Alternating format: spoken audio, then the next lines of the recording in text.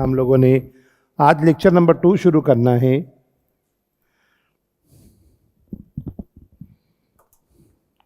आवाज़ अभी भी तेज़ लग रही है मुझको। आज लेक्चर नंबर 2 है। आज का भी टारगेट क्या रहेगा बच्चों? आज भी हमें क्या चलाना है आगे? पार्टनरशिप। अभी पार्टनरशिप कंटिन्यू करेंगे। कल तक हमने कहाँ तक कर लिया था, कोई बताएगा? सेक्शन 17 तक कर लिया था। अच्छा, 17 के बाद 2 बीच में कर लिए थे, 23 24 23 24 कर लिए थे, है ना? तो मेरा डाउट, आज कल हम लोगों ने यहाँ तक कंप्लीट कर लिया था। आज हम आगे बढ़ेंगे। पहले जरा रिवीजन करेंगे 5 मिनट, ठीक है? उसके बाद आपका डाउट सुनेंगे, ठीक है? उसके बाद फिर हम लोग आज की क्लास को शुरू करेंगे। अच्छा, अभी 2 क्लासेस जब और हो जाएंगी, जब पार्टनरशिप खत्म हो जाएगा, तो जैन 26 में जितने भी पार्टनरशिप के क्वेश्चन आए हम उनको क्लास में डिस्कस करेंगे। जो आरटीपी आया है मई 26 के लिए, हम इसको भी क्लास में डिस्कस करेंगे। लेकिन वो तब जब चैप्टर खत्म हो जाएगा। उसके बीच में पता लगा अभी मैं खोल के बैठ जाऊँ, आधा तो हमने पढ़ा ही नहीं है, अभी क्या मजा आएगा, है ना? ये 2 चीज़ें हमें ध्यान रखनी है, करनी है कवर। तो अब आ जाओ, फटाफट से रिवीजन शुरू करते हैं पार्टनरशिप की।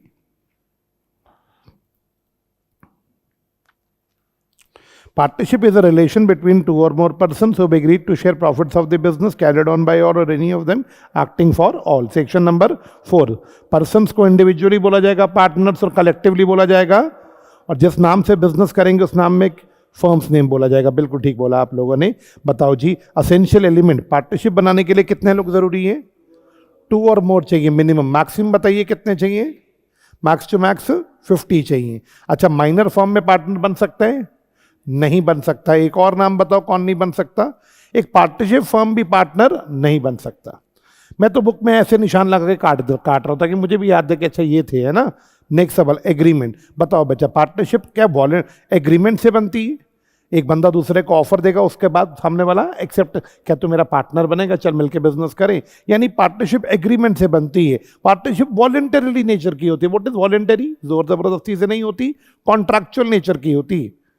बच्चों अब मुझे बताओ, यहां पे बताना, एग्रीमेंट एक्सप्रेस होगा या इंप्लाइड भी हो सकता है? It can be implied also.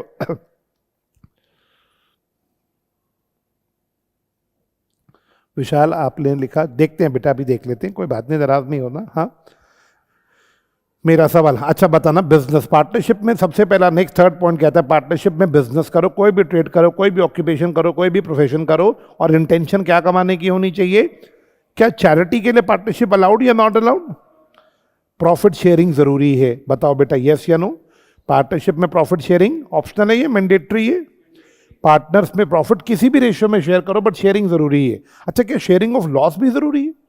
नहीं, वो जरूरी नहीं है। अच्छा, business carried on by all or any of them acting for all, क्या इसमें हमने ऐसा बोला था हर पार्टनर दूसरे पार्टनर का क्या है बेटा? बताओ, एजेंट। ये पार्टनरशिप का कार्डिनल प्रिंसिपल है। देखो, शेयरिंग ऑफ प्रॉफिट को बोलना वो प्राइमा फेसी एविडेंस है, और म्यूचुअल एजेंसी को क्या बोलेंगे? वो कार्डिनल प्रिंसिपल है। बेटा, 2 पार्टनर है, पार्टनर ए और पार्टनर बी। बच्चे बताओ, ए बी का एजेंट है या बी ए का एजेंट है?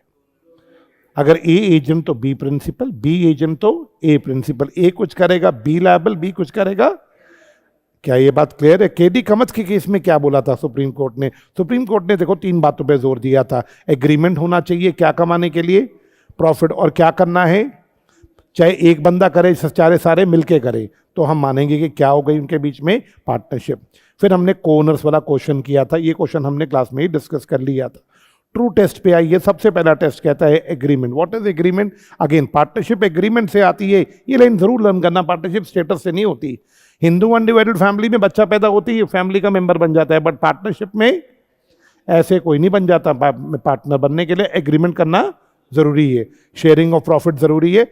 देखो, शेयरिंग ऑफ प्रॉफिट जरूरी है, आप कह सकते हो शेयरिंग ऑफ प्रॉफिट जरूरी है, बट ये नहीं बोलना कि शेयरिंग ऑफ प्रॉफिट, देखो इन्होंने बोला शेयरिंग ऑफ प्रॉफिट एक प्राइमा फेसी एविडेंस है, मतलब इंपॉर्टेंट एविडेंस है, प्रॉफिट शेयरिंग जरूरी है, बट ये नहीं बोलना कि जो प्रॉफिट शेयर करेगा वो पार्टनर डेफिनेटली होगा। एग्जाम्पल देना, लेंडर ऑफ मनी, याद करो, जिनको हमारे नौकर चाकर, कोई मर गया उस पार्टनर की वाइफ, या फिर हमारे पुराने ओनर्स जिन्होंने हमें गुडविल बेची, अगर हम इन्हें प्रॉफिट शेयर करवा रहे हैं तो प्रॉफिट शेयर करने से ये हमारे पार्टनर थोड़े ना बन गए। क्या बात क्लियर? अगला पॉइंट तो वही वाला पॉइंट आ गया, म्यूचुअल एजेंसी जरूरी है। ये देखो संती रंजन दास गुप्ता के केस में सुप्रीम कोर्ट ने बोला भाई जब कोई टर्म्स एंड कंडीशन का रिकॉर्ड नहीं है, कोई अकाउंट नहीं है, कोई बैंक में अकाउंट नहीं खुलवाया, ना डिप्टी डायरेक्टर को इन्फॉर्म किया, तो there is no partnership. Partnership at will, partnership at will क्या कहती है बेटा जरा बताना। पार्टनरशिप एट विल में कोई फिक्स पीरियड होता है या नहीं होता? कोई तरीका बताते पार्टनरशिप कब खत्म होगी? नहीं, जब तक मन करे तब तक कब खत्म होगी। क्या बात क्लियर? ऐसी पार्टनरशिप को डिसॉल्व करने के लिए बेटा बताना क्या देना पड़ेगा? नोटिस देना पड़ेगा। एक पार्टनर बाकी पार्टनर को नोटिस देके बोल सकता है फर्म को बंद करना है। फिर फिक्स पीरियड वाली पार्टनरशिप कौन सी होगी बताना? इनकी एक ड्यूरेशन फिक्स होती है, 3 साल, 5 साल, 10 साल, 20 साल। ये partnership for a fix period है। बताओ ना, ये 5 साल के लिए पार्टनरशिप बनाई तो 5 साल के लिए पार्टनरशिप फॉर फिक्स पीरियड है, बट 5 साल के बाद भी अगर कंटिन्यू करोगे तो पार्टनरशिप एट विल है। पर्टिकुलर पार्टनरशिप क्या है? ये किसी एडवेंचर के लिए बनी है, पर्टिकुलर एडवेंचर के लिए। आप मेरे होटल के बिजनेस के पार्टनर है। जर्नल पार्टनरशिप क्या है? इसमें कोई पर्टिकुलर बिजनेस नहीं होगा, आप मेरे हर काम के पार्टनर हो। पार्टनरशिप के लिए एक रिटर्न एग्रीमेंट होगा जिसको क्या बोलेंगे? Partnership deed. इसमें पार्टनर्स का नाम वगैरह सारा कुछ है ये मेंशन होगा। पार्टनर कितने प्रकार के हैं? जो पार्टनर एक्टिवली पार्टिसिपेट करेगा वो एक्टिव पार्टनर। ऐसे पार्टनर को अगर छोड़ के जाना है ना तो क्या देना पड़ेगा बताओ? नोटिस। लेकिन जो एक्टिवली पार्टिसिपेट नहीं करेगा वो स्लीपिंग पार्टनर है। ऐसे पार्टनर को छोड़ के जाना है तो नोटिस देने की कोई जरूरत। नॉमिनल पार्टनर सिर्फ अपना नाम लेंड करेगा। इस पे क्वेश्चन आया था, मोनिटोनी वाला क्वेश्चन कल इसी पे किया था हमने। नॉमिनल पार्टनर सिर्फ अपना क्या देगा? नाम लेंड करेगा, उसका कोई इंटरेस्ट नहीं होगा, उसे प्रॉफिट भी नहीं मिलेगा, ना वो बिजनेस में पार्टिसिपेट करेगा। लेकिन बस एक बात जिसे रट्टा, मतलब ये चीज तो मेन है कि वो लायबल होगा क्योंकि उसने अपना नाम दी है ना। ये पार्टनर वो है जो सिर्फ प्रॉफिट शेयर करते, लॉस बियर नहीं करते। जो नया आएगा वो, और जो छोड़ के जाएगा वो। जो पार्टनर होता नहीं है बट अपनी हरकतों से, या तो वो देखो यहाँ पे अपने आप खुद को शो कर दे कि मैं, या किसी और को अलाउ कर दे कि तुम शो कर दो कि मैं, तो बाद में वो डिनाई नहीं कर सकता, वो पार्टनर माना जाएगा। अगर किसी क्रेडिटर ने लोन दे दिया तो क्या वो बंदा क्रेडिटर को लायबल होगा? बिल्कुल होगा। या देखो एक बात लिखी थी 28 में, रिटायरिंग पार्टनर अगर नोटिस ना दे तो वो भी पार्टनर बाय एस्टॉपल माना जाता है। एग्जांपल 5 दिसंबर को एक पार्टनर रिटायर हो गया बट उसने नोटिस ही नहीं दिया। 6 या 7 तारीख को अगर किसी बैंक मैनेजर ने लोन दे दिया ये सोच के कि सी तो अभी भी इनका पार्टनर है, तो भैया गलती तो सी की है भैया, पब्लिक नोटिस नहीं दिया तो तू पार्टनर माना जाएगा बाय एस्टॉपल। क्या बात क्लियर है? ये देखो सोहन मोहन वाला क्वेश्चन नॉमिनल पार्टनर का क्वेश्चन था, कल हम लोगों ने डिस्कस कर लिया था। ये क्वेश्चन नंबर 2 मैंने नहीं कराया था बट ये इसका एस्टॉपल का क्वेश्चन है, करा था घर जाके, आप लोगों ने समझ आ गया था। नहीं बेटा सिंसियरिटी रखना प्लीज, मेरी रिक्वेस्ट है। सिंसियर रहोगे ना अब की बात डेफिनेटली निकल जाएगा। जर्नल ड्यूटीज ऑफ पार्टनर, देखो यार अब तुम फेल हुए हो। देखो मैं एक सिंपल बात बोलता हूँ, इस बात को नेगेटिवली मत लेना कि तुम फेल हुए हो। मैं यहाँ कोई पॉजिटिव चमकाने नहीं आया, मैं एक बात जेन्युइन बोल रहा हूँ। फाउंडेशन में ऐसा लॉ पढ़ना शुरू कर दो कि इंटर में लॉ ऑडिट में तो फेल नहीं होनी चाहिए। मतलब जो चीज तुम्हारी अभी कमजोरी है वो इंटर में और परेशान करेगी तुम्हें। मेरी बात, तुम तो डिमोटिवेटेड रहोगे यार मैं फाउंडेशन में फेल हो गया तो इंटर तो डेफिनेटली मैं फेल होऊंगा ही होऊंगा, डर लगेगा। इसको ना आप बाउंस बैक करो कि नहीं मुझे तो लॉ ढंग से पढ़ना है, लॉ में नंबर अच्छे चाहिए, नहीं तो फाउंडेशन में अटके रहोगे तो इंटर में भी परेशान होगे। बताओ जर्नल ड्यूटी, हर पार्टनर की ड्यूटी है, मैं थोड़ा सा इसको साफ कर देता हूँ। हाँ जी, हर पार्टनर की ड्यूटी है ग्रेटेस्ट कॉमन एडवांटेज के लिए काम करना है, येस और नो? ग्रेटेस्ट कॉमन एडवांटेज के लिए काम करना है, उसे पूरी इंफॉर्मेशन बाकी पार्टनर्स को बतानी है। मेरे दोस्तों वो अटमोस्ट गुड फेथ के लिए काम करेगा, ये कीवर्ड से जो भी हिसाब बनाएगा बाकी पार्टनर्स को दिखाएगा। नेक्स्ट सवाल, पार्टनर ने अगर कोई फ्रॉड किया और उसके लिए फर्म को लायबल होना पड़ा तो फर्म बाद में किससे रिकवर कर लेगा? उस पार्टनर से। अब आ जाओ सेक्शन नंबर कौन से पे बेटा बताना? 11। सेक्शन 11 कहता है पार्टनर्स अपने राइट्स एंड ड्यूटीज, ध्यान से बताना, पार्टनर्स अपने राइट्स एंड ड्यूटीज खुद डिसाइड करेंगे। क्या बात क्लियर? एक्सप्रेसली भी कर सकते हैं ऑन, क्या बात क्लियर है? अच्छा नेक्स्ट सवाल का जवाब देना, पार्टनर्स अपने राइट्स एंड ड्यूटीज बदल भी सकते हैं। आज मैं आज कैश पे बैठा, कल तुम कैश की ड्यूटी ले लो। याद है ये वाला पॉइंट? क्या पार्टनर एक दूसरे पर रिस्ट्रिक्शन लगा सकते हैं कि जब तक हमारे बिजनेस में आप पार्टनर हो आप कोई और बिजनेस नहीं करोगे? बेटा बताना सेक्शन नंबर 12, कोई भी पार्टनर, अब देखो ये क्या कह रहा है सेक्शन 12? सेक्शन 12 ने 4-5 बातें बोली, देखते हैं अब ये क्या कहते हैं। मेरा सवाल, अब देखो इसको भी ले लो, सेक्शन 12 को भी। सेक्शन 12 क्या कहते हैं? हर पार्टनर का राइट है वो बिजनेस में पार्टिसिपेट कर सकता है, उसको डिलीजेंटली काम करना है। What is diligently? लिखा करो साथ में मीनिंग, समझदारी से। उसे बिजनेस में अपना दिमाग लगाना है, समझ से काम करना है। क्या बात क्लियर? ये वाला पॉइंट भी याद है? किसी को डिफरेंस आ गया तो क्या करेंगे? अगर 2 पार्टनर्स में लड़ाई हो गई, नॉर्मल मैटर पे लड़ाई होगी तो मेजोरिटी की चलेगी, बट अगर डिफरेंस खड़ा हो गया, बिजनेस का नेचर चेंज करना है, तो उसके लिए सबका कंसेंट चाहिए कि हर पार्टनर बुक्स ऑफ अकाउंट्स को एक्सेस कर सकता है। सिर्फ एक्सेस कर सकते हैं, कॉपी भी घर पे लेके जा सकता है। कोई पार्टनर मर गया कि उसके लीगल हायर भी एक्सेस कर सकते हैं, क्या लीगल हायर भी कॉपी लेके जा सकते हैं? बिल्कुल लेके जा सकते हैं। अब आ जाओ सेक्शन नंबर कौन से पे, 13 पे। 13 क्या बोलता था बेटा बताओ? कोई भी पार्टनर एंटाइटल नहीं है, उसको रेम्यूनरेशन नहीं मिलेगी, कोई सैलरी नहीं मिलेगी। पार्टनर्स को प्रॉफिट इक्वल रेशियो में भी मिलेगा। बच्चों नेक्स्ट सवाल, इंटरेस्ट ऑन कैपिटल तभी मिलेगा जब प्रॉफिट्स होंगे। इंटरेस्ट ऑन लोन भी कितना % मिलेगा? अगर पार्टनर देखो ये क्या बात है, फर्म पार्टनर को कंपनसेट करेगा ई पॉइंट में और पार्टनर फर्म को कंपनसेट करेगा एफ पॉइंट में। अगर पार्टनर ने रूटीन में कोई खर्चा किया या इमरजेंसी में कोई खर्चा किया तो फर्म उसे कंपनसेट करेगा। पार्टनर की विलफुल निगलेक्ट की वजह से, यहां पे वर्ड है विलफुल निगलेक्ट, सेक्शन 10 में वर्ड था फ्रॉड, यहां पार्टनर की विलफुल निगलेक्ट की वजह से अगर कोई नुकसान हो गया, पेपर में क्वेश्चन आ गया क्लियरली फ्रॉड के ऊपर, पार्टनर ने धोखाधड़ी करी तो फ्रॉड। विलफुल निगलेक्ट पे अगर क्वेश्चन आएगा ना तो ब्रैकेट में बताएगा कि ये हम इसको क्या ट्रीट कर रहे हैं, विलफुल निगलेक्ट। विलफुल निगलेक्ट पे दिमाग चलना चाहिए कि ये वाला सेक्शन लगाना है। क्या बात क्लियर? जानबूझ के कोई चीज इग्नोर करी। फिर हमने क्वेश्चन किया था ये वाला, याद है आपको? मोनोटोनी वाला क्वेश्चन, पता ही क्वेश्चन था ये, क्वेश्चन याद है किसी को? क्या था ये क्वेश्चन? सैलरी 2 बंदों की सैलरी 20,000 थी लेकिन एग्रीमेंट में लिखा नहीं हुआ था। तीसरा आ गया, वो कह रहा है जी मेरे को भी सैलरी चाहिए। कह रहे जब लिखी नहीं तेरे को क्यों देंगे? देनी पड़ेगी या नहीं देनी पड़ेगी? मतलब ये तो रटे हुए होने चाहिए क्वेश्चन, फ्रैंकली स्पीकिंग, कि भैया अच्छा इस क्वेश्चन में ये, इस क्वेश्चन में ये, रटा हुआ होना चाहिए। पार्टनरशिप प्रॉपर्टी, अब ये क्या कहता है बच्चे जरा देखना। पार्टनरशिप प्रॉपर्टी, फर्म की प्रॉपर्टी में क्या क्या आएगा? वो प्रॉपर्टी जो पार्टनर घर से लाए थे, सेकंड नंबर पे जो फर्म ने खरीदी, और थर्ड नंबर पे फर्म की गुडविल। गुडविल क्या होती है बच्चा बताओ जरा? गुडविल रेपुटेशन है जिसकी वजह से फर्म बाकी दुकानों के कंपैरिजन में ज्यादा प्रॉफिट कमा सकता है। बेटा बताओ मेरा डाउट। 15 सेक्शन, पार्टनरशिप की फर्म की प्रॉपर्टी कहां लगाई जाएगी? सिर्फ फर्म के बिजनेस में, कोई पर्सनल काम के लिए लगाना अलाउड नहीं है। ये भी हो गया था। अगर किसी पार्टनर ने कोई पर्सनल प्रॉफिट कमाया किसी ट्रांजैक्शन से, एग्जाम्पल याद है, उसमें आयरन बार खरीद लिए थे 200 रुपए पे, 350 पे दिए थे, तो 150 रुपए कमाया वो उसको देना पड़ेगा। अच्छा नेक्स्ट सवाल का जवाब देना, अगर पार्टनर ने कोई कॉम्पिटिंग बिजनेस करके प्रॉफिट कमाया, वो सारा प्रॉफिट वापस करना पड़ेगा फर्म को। ये देखो हम लोगों ने लास्ट क्लास में 16 भी कर लिया। 17 क्या बोलता था बेटा जरा बताना? अगर पार्टनर्स का after a change in the firm में रिकॉन्स्टिट्यूशन हुआ, एक पार्टनर छोड़ के चला गया या नया पार्टनर आ गया, तो राइट्स एंड ड्यूटीज चेंज होंगी या सेम रहेंगी? As a general rule same रहेंगी। टर्म पूरा हो गया, 3 साल की पार्टनरशिप थी, 3 साल के बाद भी बिजनेस कंटिन्यू कर रहे हैं, तो राइट्स एंड ड्यूटीज 3 साल के बाद चेंज हो जाएंगी या वो जो पहले थी वही रहेंगी?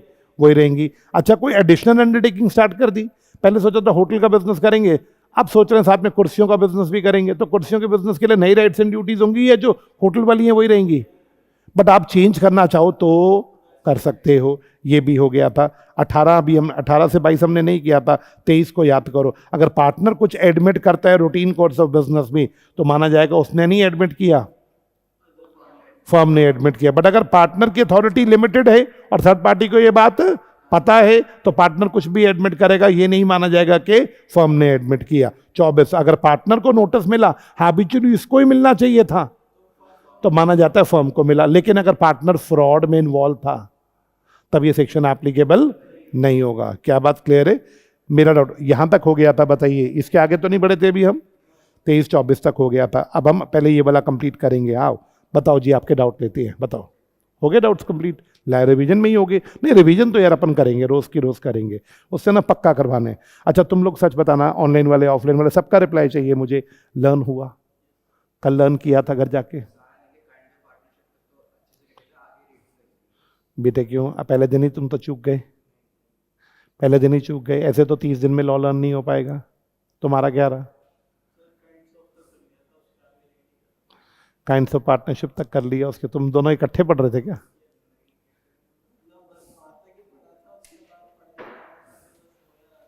ऑनलाइन वाले बच्चों आप भी बताओ, आप क्या कहते हो बेटा, आपका क्या रहा?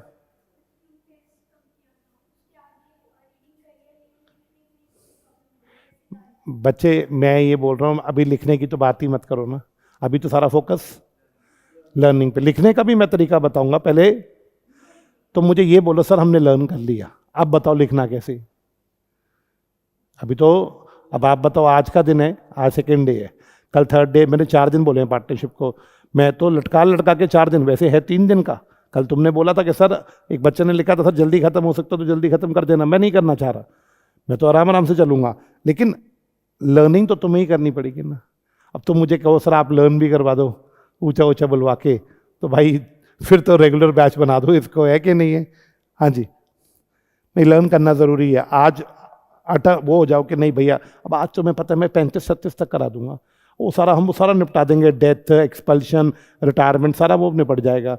तो यही अटका पड़ा होगा तो वो ना, अच्छा 2-3 दिन में अगर 2-3 दिन लर्न ढंग से मतलब टारगेट पूरे नहीं हुए ना, फिर ना तुम्हें ना वो आ जाएगा, आलस बोलो या इरिटेशन बोलो कि पार्टनरशिप तो लर्न हुआ नहीं, अब कंपनी कहाँ से लर्न करना शुरू कर दूं। तो वो तो ना स्ट्रिक्ट हो जाओ, चाहे रात को लेट पढ़ के सो।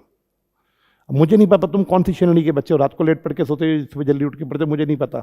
जो भी है, मेरे को एक बच्चे ही बोलती है कि सर मेरा जनवरी रह गया, मैं सोच रही मई स्किप कर दूं, सितंबर दे दूं। मैंने कहा बच्चे नहीं, सितंबर नहीं। कहती सर मेरी मई में तैयारी हो नहीं पाएगी क्योंकि मार्च में तो अब मार्च खत्म होने वाला है, सिर्फ एक ही महीना है अप्रैल का। मैंने कहा बात तो सही है, एक ही महीना है। अभी पता है जो बच्चे मई छोड़ के सितंबर सोचेंगे ना, वो आलसी हो जाएंगे। अब 2 महीने के लिए हमें आलसी नहीं होना, हमें बस आज मैं मान लेता हूं आज भी 14 मार्च है ना, पेपर है 16 मई को, डॉट 2 महीने पड़े और त्यौहार कोई नहीं है बीच में, होली भी निपट गई, दिवाली है नहीं, दशहरा है नहीं, नराते आएंगे, नराते तुमने रखने होंगे रख लेना, रमजान है, रमजान होंगे तो वो बात अलग है। मेरा को ये पता है कि 2 महीने को डिस्टर्बेंस का कारण एक दिन, बस वो कंचके वाला दिन तुम्हारा डिस्टर्बेंस है, सुबह उठ के पूड़ियाँ खा लेना, उस दिन पढ़ाई नहीं हो पाएगी क्योंकि पूड़ियाँ खा के पूरा दिन नींद आएगी, बस वो एक ही तो दिन होगा, एक्सेप्शन है, वो अलाउड होगा। अब उसके बाद कोई नखरे करे, सर गर्मी बहुत हो गई थी, आलस आ रहा था दिन में, भाई वो तो फिर तुम्हारे पास 100 बहाने हैं, नहीं पढ़ना तो नहीं पढ़ना। आप ये देखो कि मई में पेपर दिए, जून जुलाई में रिजल्ट आ जाएगा, मई में पेपर दोगे जून में, जुलाई में रिजल्ट आ जाएगा। अब आप बताओ ना, जुलाई में रिजल्ट आ जाएगा, इन लोगों का रिजल्ट मार्च में आया, सिर्फ आप इनसे कितना पीछे हुए? मुश्किल से 2-3 महीने पीछे, आप इनसे ज़्यादा पीछे नहीं हो, आप इनसे ज़्यादा पीछे नहीं होगे। अब आपको सोचना है कि आपको क्या करना है। मेरी तो सजेशन सबको यही है कि यस, मतलब रोज का टारगेट होना चाहिए सब बच्चों का, पेपर पेन उठा के टारगेट रोज का बनाओ कि आज मुझे इतना लर्न करना है। अभी तो शुक्र मारो इको में रट्टा नहीं मारना, क्योंकि इको तो सारी मतलब उसमें इतनी लर्निंग नहीं है जितनी लर्निंग लॉ में है, तो लॉ को तो कम से कम सिंसियरिटी से लर्न करेंगे, है ना भाई।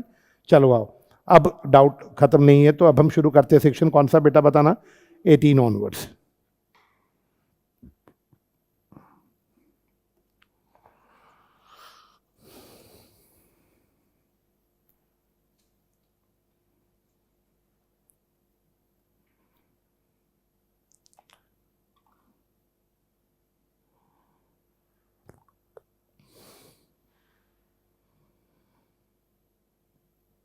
चलो बच्चे, अब सेक्शन कौन सा आ गया? पहले 18 क्या कहता है, सुनो जरा ध्यान से, बड़ा सिंपल सी बात करता है 18 कहता है हर पार्टनर दूसरे पार्टनर का क्या है?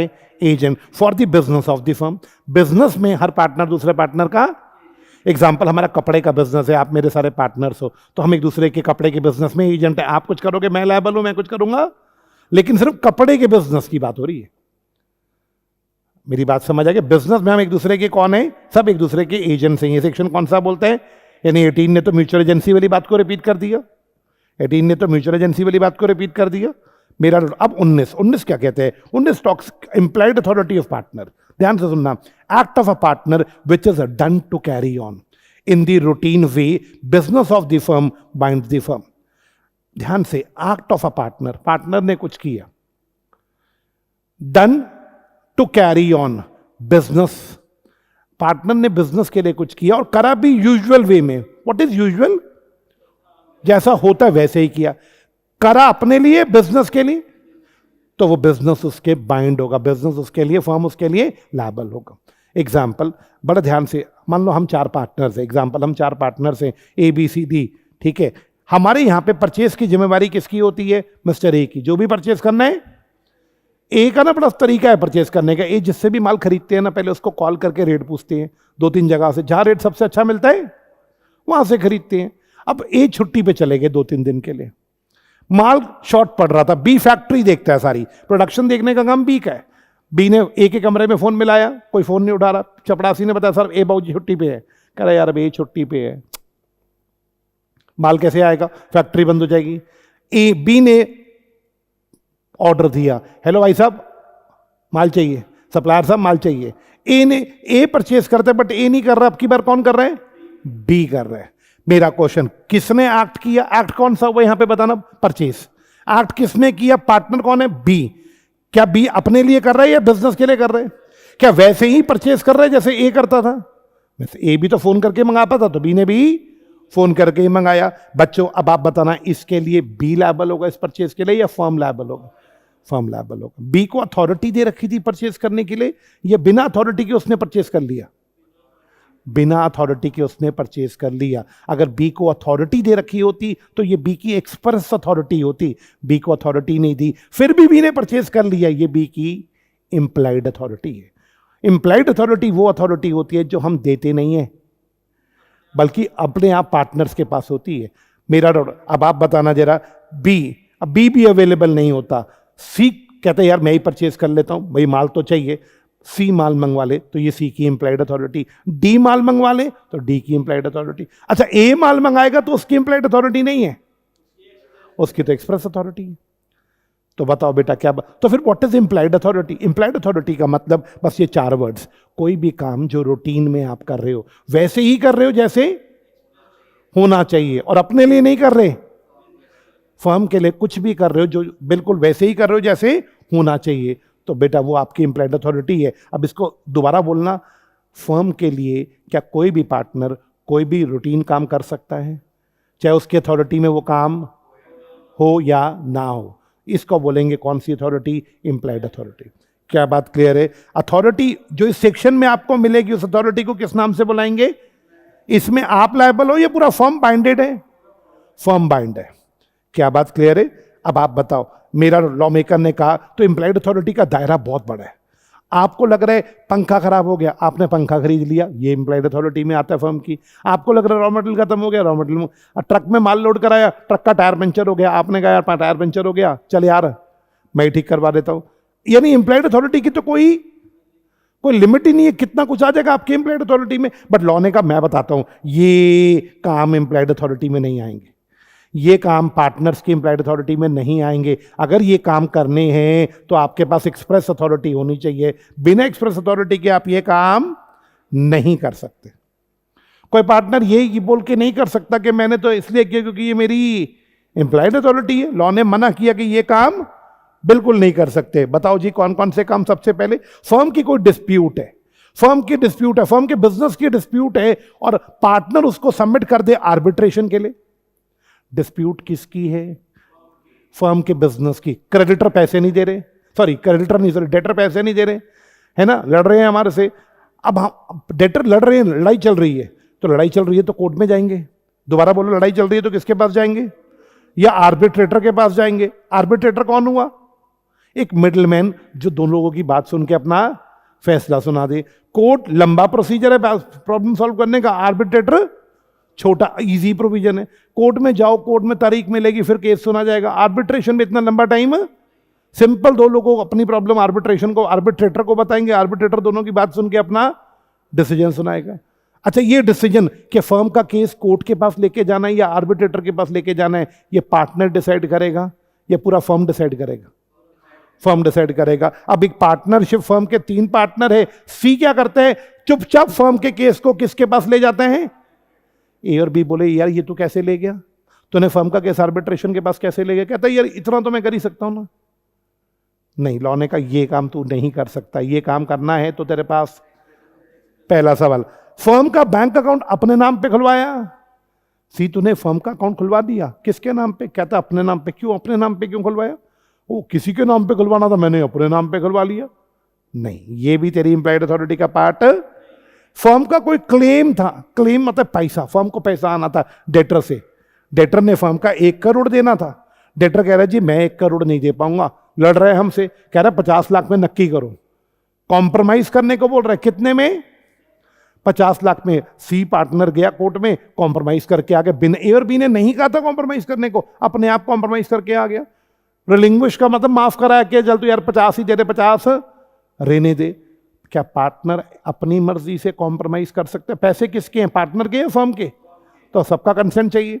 नेक्स्ट सवाल, फर्म का कोई केस चल रहा था बेटा, उसको विड्रॉ करके आ गया, हाँ जी, फर्म के केस में कोई फर्म के अगेंस्ट केस चल रहा था। आपकी बार केस कहां चल रहा था बेटा? फिफ्थ पॉइंट में फर्म के खिलाफ क्रेडिटर ने केस कर रखा था।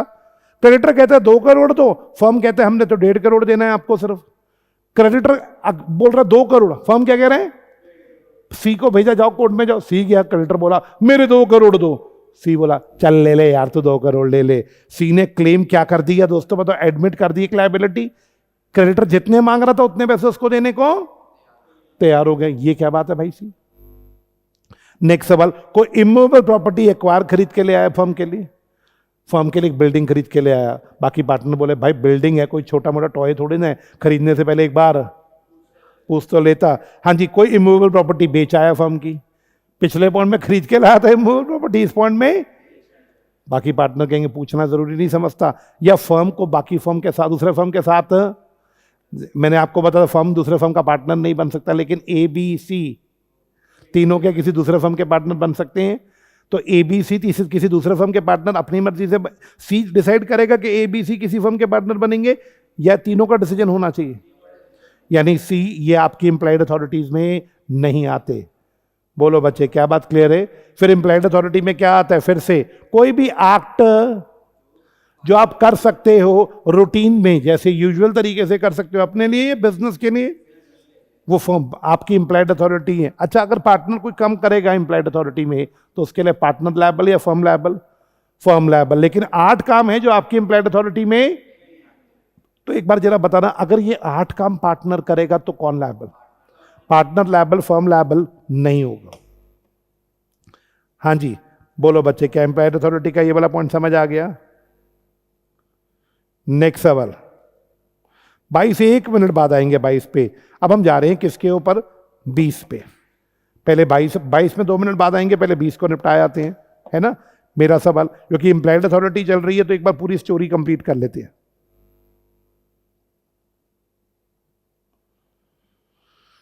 अच्छा, मुझे ये बताओ, पार्टनर को कितने काम करने मना किए कि इंप्लाइड अथॉरिटी में तू नहीं करेगा? 8। क्या पार्टनर को इनमें से कोई काम अलाउ कर सकते हैं? चल तू कर ले यार, तुझे इमूवेबल प्रॉपर्टी खरीदनी होती है ना, तू खरीद लिया कर। क्या परमिशन दे सकते हैं? अगर हमने परमिशन दे दी तो हमने इसकी इंप्लाइड अथॉरिटी कम कर दी या इंप्लाइड अथॉरिटी बढ़ा दी? हमने इसकी इंप्लाइड अथॉरिटी बढ़ा के इसको एक परमिशन दे दी। वैसे तू 8 काम नहीं कर सकता, एक काम तेरे को हमने परमिशन दे दी। कौन सा काम? एग्जाम्पल कोई भी 8 में से एक बोल दो। तो इमूवेबल प्रॉपर्टी खरीद ली हो, हमसे मत पूछ, खरीद लो, तेरी इंप्लाइड अथॉरिटी है। यानी हमने उसकी इंप्लाइड अथॉरिटी का दायरा बढ़ा दिया। बोलो जी, अलाउड है? अब उल्टा सोचो, क्या दायरा घटा भी सकती है? कितनी चीजें मना थी उसको, हमने एक चीज और मना कर दी। सुन बे, कह रहा हाँ जी बाबू जी, सुन बे, ए अवेलेबल नहीं हो तो तू परचेज नहीं करेगा। सुन रहा है तू परचेज नहीं करेगा। अब हमने उसको 8 चीजें तो लॉ ने मना कर रखी थी, हमने एक चीज और मना कर दी। तो बताओ बेटा, अलाउ कर दी या रिस्ट्रिक्ट कर दी? रिस्ट्रिक्ट कर दी। लेकिन बेटे सब लोग लॉ पढ़ चुके हैं, सबको लॉ की नॉलेज होती है। क्रेडिटर को तो यह पता है कि एक सी नाम का पार्टनर है जिसके पास 8 काम की अथॉरिटी नहीं है। कितने काम होगी? 8। उसे नहीं पता कि उसकी अथॉरिटी एक्सटेंड हो गई है या रिस्ट्रिक्ट हो गई है। एक्सटेंड का मतलब उसका दायरा बढ़ गया है, रिस्ट्रिक्ट मतलब दायरा कम हो गया। थर्ड पार्टी को नहीं पता। सब बच्चे बताओ अब क्या होगा? थर्ड पार्टी को नहीं पता। हाँ जी, अब आराम से बताना, थर्ड पार्टी को नहीं पता। मैं एक एग्जांपल से बोलता हूं, सुनना। हमने पार्टनर को बोला सुन बे बी, ए अगर अवेलेबल ना हो तो कोई भी चीज परचेज नहीं करेगा। हमने उसको एक्सटेंड कर दिया या रिस्ट्रिक्ट कर दिया? लेकिन सप्लायर को नहीं बताई ये बात। थर्ड पार्टी कौन है? सप्लायर। अब ए छुट्टी पे चला गया, बी ने फोन किया सप्लायर को माल भेज दो। बी के पास अथॉरिटी नहीं थी, बी ने फिर भी फोन किया सप्लायर को माल भेज दो। सप्लायर ने माल भेज दिया ये सोच के कि बी तो पार्टनर है और ये तो उसकी इंप्लाइड अथॉरिटी का, यानी थर्ड पार्टी को रिस्ट्रिक्शन के बारे में नहीं पता। अब आप बताओ क्या होगा इस केस में? बी ने रॉ मटेरियल खरीदा, बी लायबल या फर्म लायबल? Firm liable. बताओ क्यों? सप्लायर पैसे किससे मांगेगा? सप्लायर ने माल किसको दिया है? गलत काम किसने किया है इसमें? पहले ये बताओ। बी ने। सप्लायर तो अपना पैसा बी से मांगेगा, नहीं सॉरी, सप्लायर तो अपना पैसा फर्म से मांगेगा, फर्म बाद में बी से रिकवर कर सकता। क्यों इस केस में फर्म लायबल क्यों है? क्योंकि हमने जो रिस्ट्रिक्शन लगाई अपने पार्टनर पे, वो थर्ड पार्टी को तो पता ही नहीं। किसको नहीं पता? तो यहां पे क्लियरली बोला, आप अगर एक्सटेंशन या रिस्ट्रिक्शन लगा रहे हो तो वो तभी इफेक्टिव होगी थर्ड पार्टी के लिए जब थर्ड पार्टी को उसके बारे में पता होगा। क्या बात क्लियर? अब एक और केस, अच्छा दूसरा केस सोच के जवाब देना जरा। अब क्या होगा? ए बी सी 3 पार्टनर है ना। मेरा सी को मना कर दिया गया कि तू कुछ भी परचेज नहीं करेगा, कह रहा ठीक है जी नहीं करूंगा। उस पर हमने क्या लगा दी? रिस्ट्रिक्शन लगा दी। अब की बार वो किसी न्यू सप्लायर से खरीद रहे, पुराने सप्लायर से नहीं दे रहा, न्यू सप्लायर से खरीद रहे। न्यू सप्लायर को सी ने कुछ भी नहीं बताया, सी ने बोला माल चाहिए।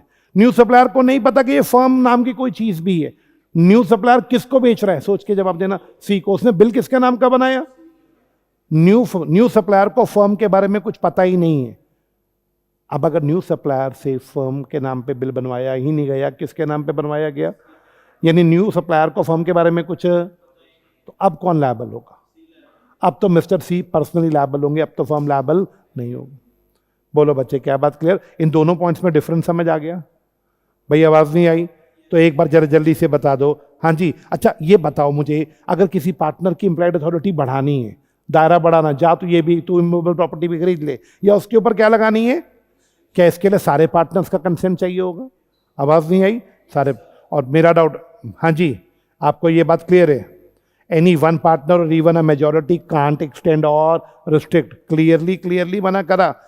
यानी एक्सटेंड, मेरे को फिर बताओ, आपको 2 वर्ड्स पे फर्क समझ आया, एक्सटेंशन और रिस्ट्रिक्शन? एक्सटेंड कर दिए, पहले वो 8 काम नहीं कर सकता था, अब उसको 7 काम मना किए, 1 काम और अलाउ कर दिया, यानी एक्सटेंशन हो गया। रिस्ट्रिक्शन 8 काम मना थे, 1 काम और मना कर दिया। ये तभी पॉसिबल है एक्सटेंशन और रिस्ट्रिक्शन जब सारे पार्टनर्स का कंसेंट हो। लो जी, सेक्शन कौन सा समझ आ गया? 20। अब देखो कई टॉपिक ऐसे होते हैं जो टेढ़े होते हैं, उन्हें समझाने में टाइम लगेगा। उनमें एग्जाम्पल एक से ज़्यादा भी देने पड़ेंगे। मैं स्ट्रिक्ट नहीं हूं कि मैं एक ही एग्जाम्पल दूंगा, मेरे उसमें एग्जाम्पल ज़्यादा भी देने पड़ेंगे जब मुझे लगेगा कोई चीज़ थोड़ी सी टेक्निकल है। तो मैंने 2 सेक्शन सिखाए इंप्लॉयड अथॉरिटी पे, अब मैं दोनों को समअप करता हूं। पार्टनर, अगर तू, तेरे पास अथॉरिटी नहीं है बट तू फिर भी कोई काम फर्म के बिजनेस के लिए करे, यूजुअल वे में करे, तो माना जाएगा तूने अपने लिए नहीं करा, फर्म के लिए किया, फर्म उसके लिए बाइंड है। लेकिन पार्टनर 8 काम मत करिए, वो तेरी इंप्लॉयड अथॉरिटी में नहीं आते। 1 2 3 4 5 6 7 8। अगर पार्टनर उसके अलावा फर्म तेरे को कोई और रिस्ट्रिक्शन लगाना चाहे या कोई काम तेरे को अलाउ करना चाहे, एक्सटेंशन रिस्ट्रिक्शन, तो अलाउड है, बट इसके लिए सारे पार्टनर्स का, बट थर्ड पार्टी को भी पता होना चाहिए कि तेरी एक्सटेंशन रिस्ट्रिक्शन ये तभी वैलिड है। क्या बात क्लियर है? ये सेक्शन कौन सा हो गया? 20। फिर दूसरा सेक्शन निपटाओ, ये तो लड्डू है। बताओ इमरजेंसी। पार्टनर के पास इमरजेंसी में क्या अथॉरिटी होगी? पार्टनर इमरजेंसी में वही करेगा जो उसकी एक्सप्रेस अथॉरिटी में होगा, पार्टनर वही करेगा जो उसकी एम्प्लॉयड अथॉरिटी में होगा, या इमरजेंसी में एक्सप्रेस और एम्प्लॉयड से भी आगे निकल जाती है। इमरजेंसी में ना अपनी एक्सप्रेस अथॉरिटी देखो ना अपनी, बल्कि आपने अपने फर्म को बचाना है नुकसान से, आपने अपने फर्म को बचाना है नुकसान से, तो वो सब कुछ करना जो एक ऑर्डिनरी पर्सन करेगा अपने केस में, चाहे वो आपकी एक्सप्रेस अथॉरिटी में आता हो, चाहे वो आपकी एम्प्लॉयड अथॉरिटी में आता हो, ये देखने की जरूरत है। अगर फर्म को कोई इमरजेंसी सिचुएशन पड़ जाए तो फर्म को नुकसान से बचाना है। बिल्कुल वैसे ही करना जैसे एक ऑर्डिनरी पर्सन अपने, सिमिलर केस, ऑर्डिनरी पर्सन कर बचाता है अपने आप को, वैसे तुम्हें भी फर्म को बचाना है। उस समय तुम्हें जो करना है करना। एग्जाम्पल मेरा ध्यान से बताना, इन्वेंट्री की अथॉरिटी मेरे पास नहीं है, I don't have the authority of, मुझे गोडाउन में जाना भी मना है, तो बताओ क्या मेरी अथॉरिटीज में रिस्ट्रिक्शंस लगी हुई है मेरे पर? बट आग लग गई गोडाउन में, अब मैं ये देखो मेरे पास तो अथॉरिटी नहीं है गोडाउन में नहीं जाना, या आग बुझाने चला जाऊं?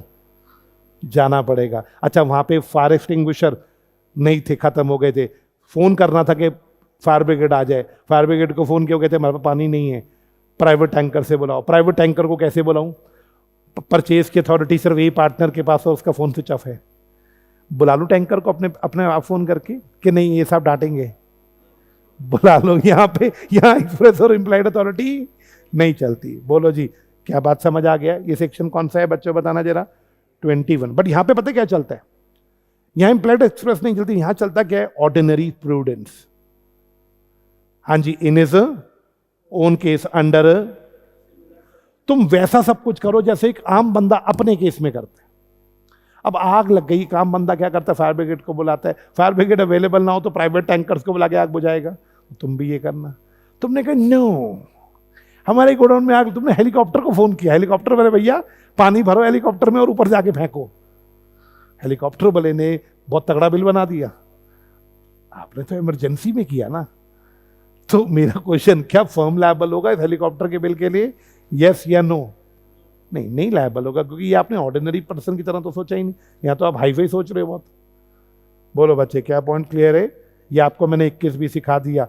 सर समझ नहीं आता यार, ये फास्ट ट्रैक बैच चल रहा है, इसमें भी अगर मैं ऐसे हंस हंस के पढ़ाऊंगा यार, ये तो गलत हो जाएगा, सिलेबस कैसे खत्म होगा? हाँ, मेरा डाउट। कोई नहीं, हो जाएगा यार, जरा टेंशन से थोड़ी ना पढ़ना है। क्या हुआ? मे बैच की क्लास थी ना? अब बैठ जाओ। वैसे मे का बैच तो उधर हो रहा होगा ना। आपको कौन से सब्जेक्ट के लिए आना था? अकाउंट्स और इको? वो तो सुबह हो गई, खत्म भी हो गई।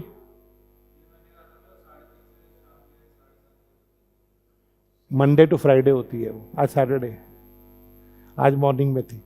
Good morning. अभी अभी मेरा सवाल, चलो अभी आ जाओ। हाँ, मेरा डाउट, तो आपने मेरे साथ कराए वैसे लॉ?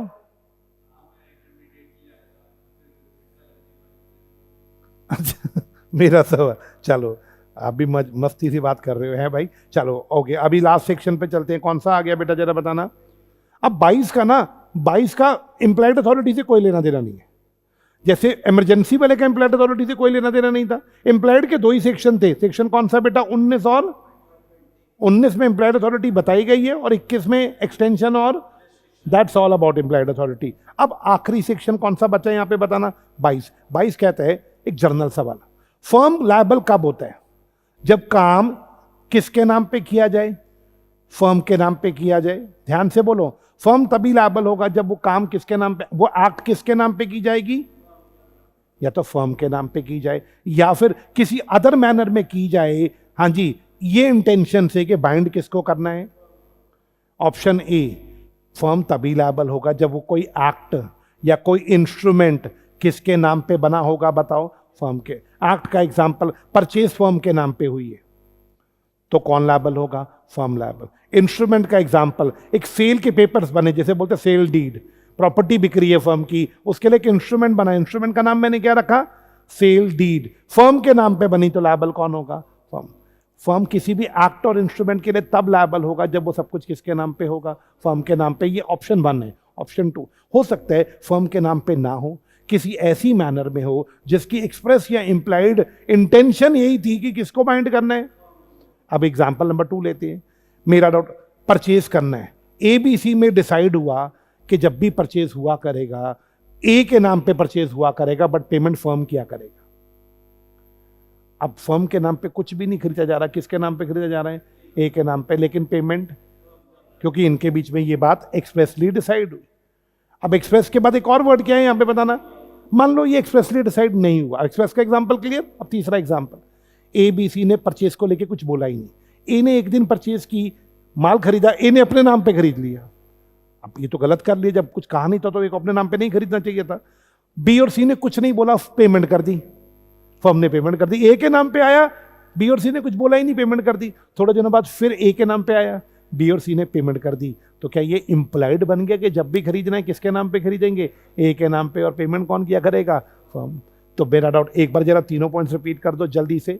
फर्म तभी लायबल होगा जब एक्ट और इंस्ट्रूमेंट किसके नाम पे किया जाएगा? फर्म के नाम पे, या फिर कोई एक्सप्रेस या इंप्लाइड तरीके से किसी और नाम पे किया जाएगा, बट इंटेंशन क्या होगी? बाइंड फर्म को करेंगे। क्या बात क्लियर है? ये लो जी, ये आपका पूरा का पूरा निपट गया 18 से 22। इसका सेकंड पॉइंट नहीं मैंने कटवाया हुआ था, आपको इतना भी याद हो जाए बहुत है ये पॉइंट। क्लियर है? मेरा सवाल 23 हो गया था, 24 हो गया था, अब जाएंगे 25 से 27 पे।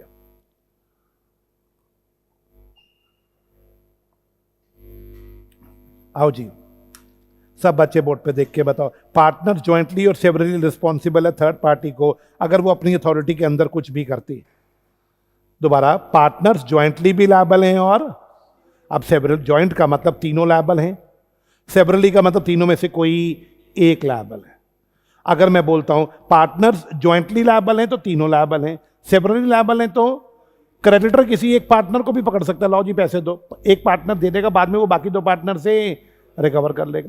पार्टनर्स लायबल हैं, चाहे वो ज्वाइंटली लायबल हो चाहे किसको लायबल है दोस्तों बताना? अगर किसी भी पार्टनर ने अपनी एक्सप्रेस अथॉरिटी, एक अथॉरिटी थी गुड्स खरीदने की, ए ने गुड्स खरीदे फर्म के लिए, ए लायबल या फर्म लायबल।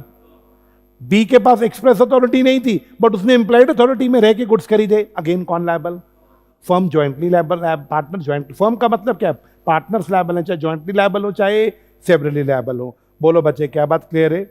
एक बार फिर से, पार्टनर्स लायबल हैं, यानी पार्टनर्स लायबल का मतलब पूरा फर्म लायबल है। अगर कोई भी किसको लायबल है? Towards third party. क्यों लायबल है बेटा? कब लायबल है? जब किसी पार्टनर ने अपनी अथॉरिटी में कुछ किया, चाहे एक्सप्रेस अथॉरिटी में। अब यहां पे मैं एक सवाल पूछ सकता हूं सब बच्चों से, जरा बताना मुझे बोर्ड पे देख के, अगर पार्टनर के पास कोई एक्सप्रेस या एम्प्लॉयड अथॉरिटी नहीं है और उसने फिर भी गुड्स खरीद लिए, तो फर्म लायबल है 25 के अकॉर्डिंग, या वो पार्टनर खुद लायबल है? फर्म लायबल नहीं होगा। क्या बात क्लियर है? ये इन्होंने एलैबोरेशन दी इस बात की। एक्ट ऑफ द फर्म का मतलब है कोई पार्टनर ने कोई भी काम किया है, मेरा डाउट, अपने लिए नहीं किया, किसके लिए किया है बेटा बताना? फर्म के लिए। पार्टनर कुछ भी करेगा फर्म के लिए, लेकिन बस एक शर्त है 25 की, जो भी करेगा वो अपनी एक्सप्रेस अथॉरिटी में करे चाहे इंप्लाइड अथॉरिटी में करे, फर्म लायबल है। अब अगला क्वेश्चन, अगर पार्टनर कोई रॉन्गफुल काम करे, रॉन्गफुल के लिए सेक्शन 25 नहीं लगाएंगे, कौन सा लगाएंगे? अगर पार्टनर कोई बेटा क्या करता है दोस्तों बताना? रॉन्गफुल एक्ट करता है। What is wrongful? गलत काम करता है। पार्टनर गलत काम करता है जिस वजह से लॉस या इंजरी हो जाती है थर्ड पार्टी को। पार्टनर कुछ गलत काम करता है जिसकी वजह से लॉस या इंजरी हो जाती है, किसको? थर्ड पार्टी को। लेकिन पार्टनर ने जो भी किया ना अपने बिजनेस में किया या फिर बाकी पार्टनर्स की परमिशन से किया।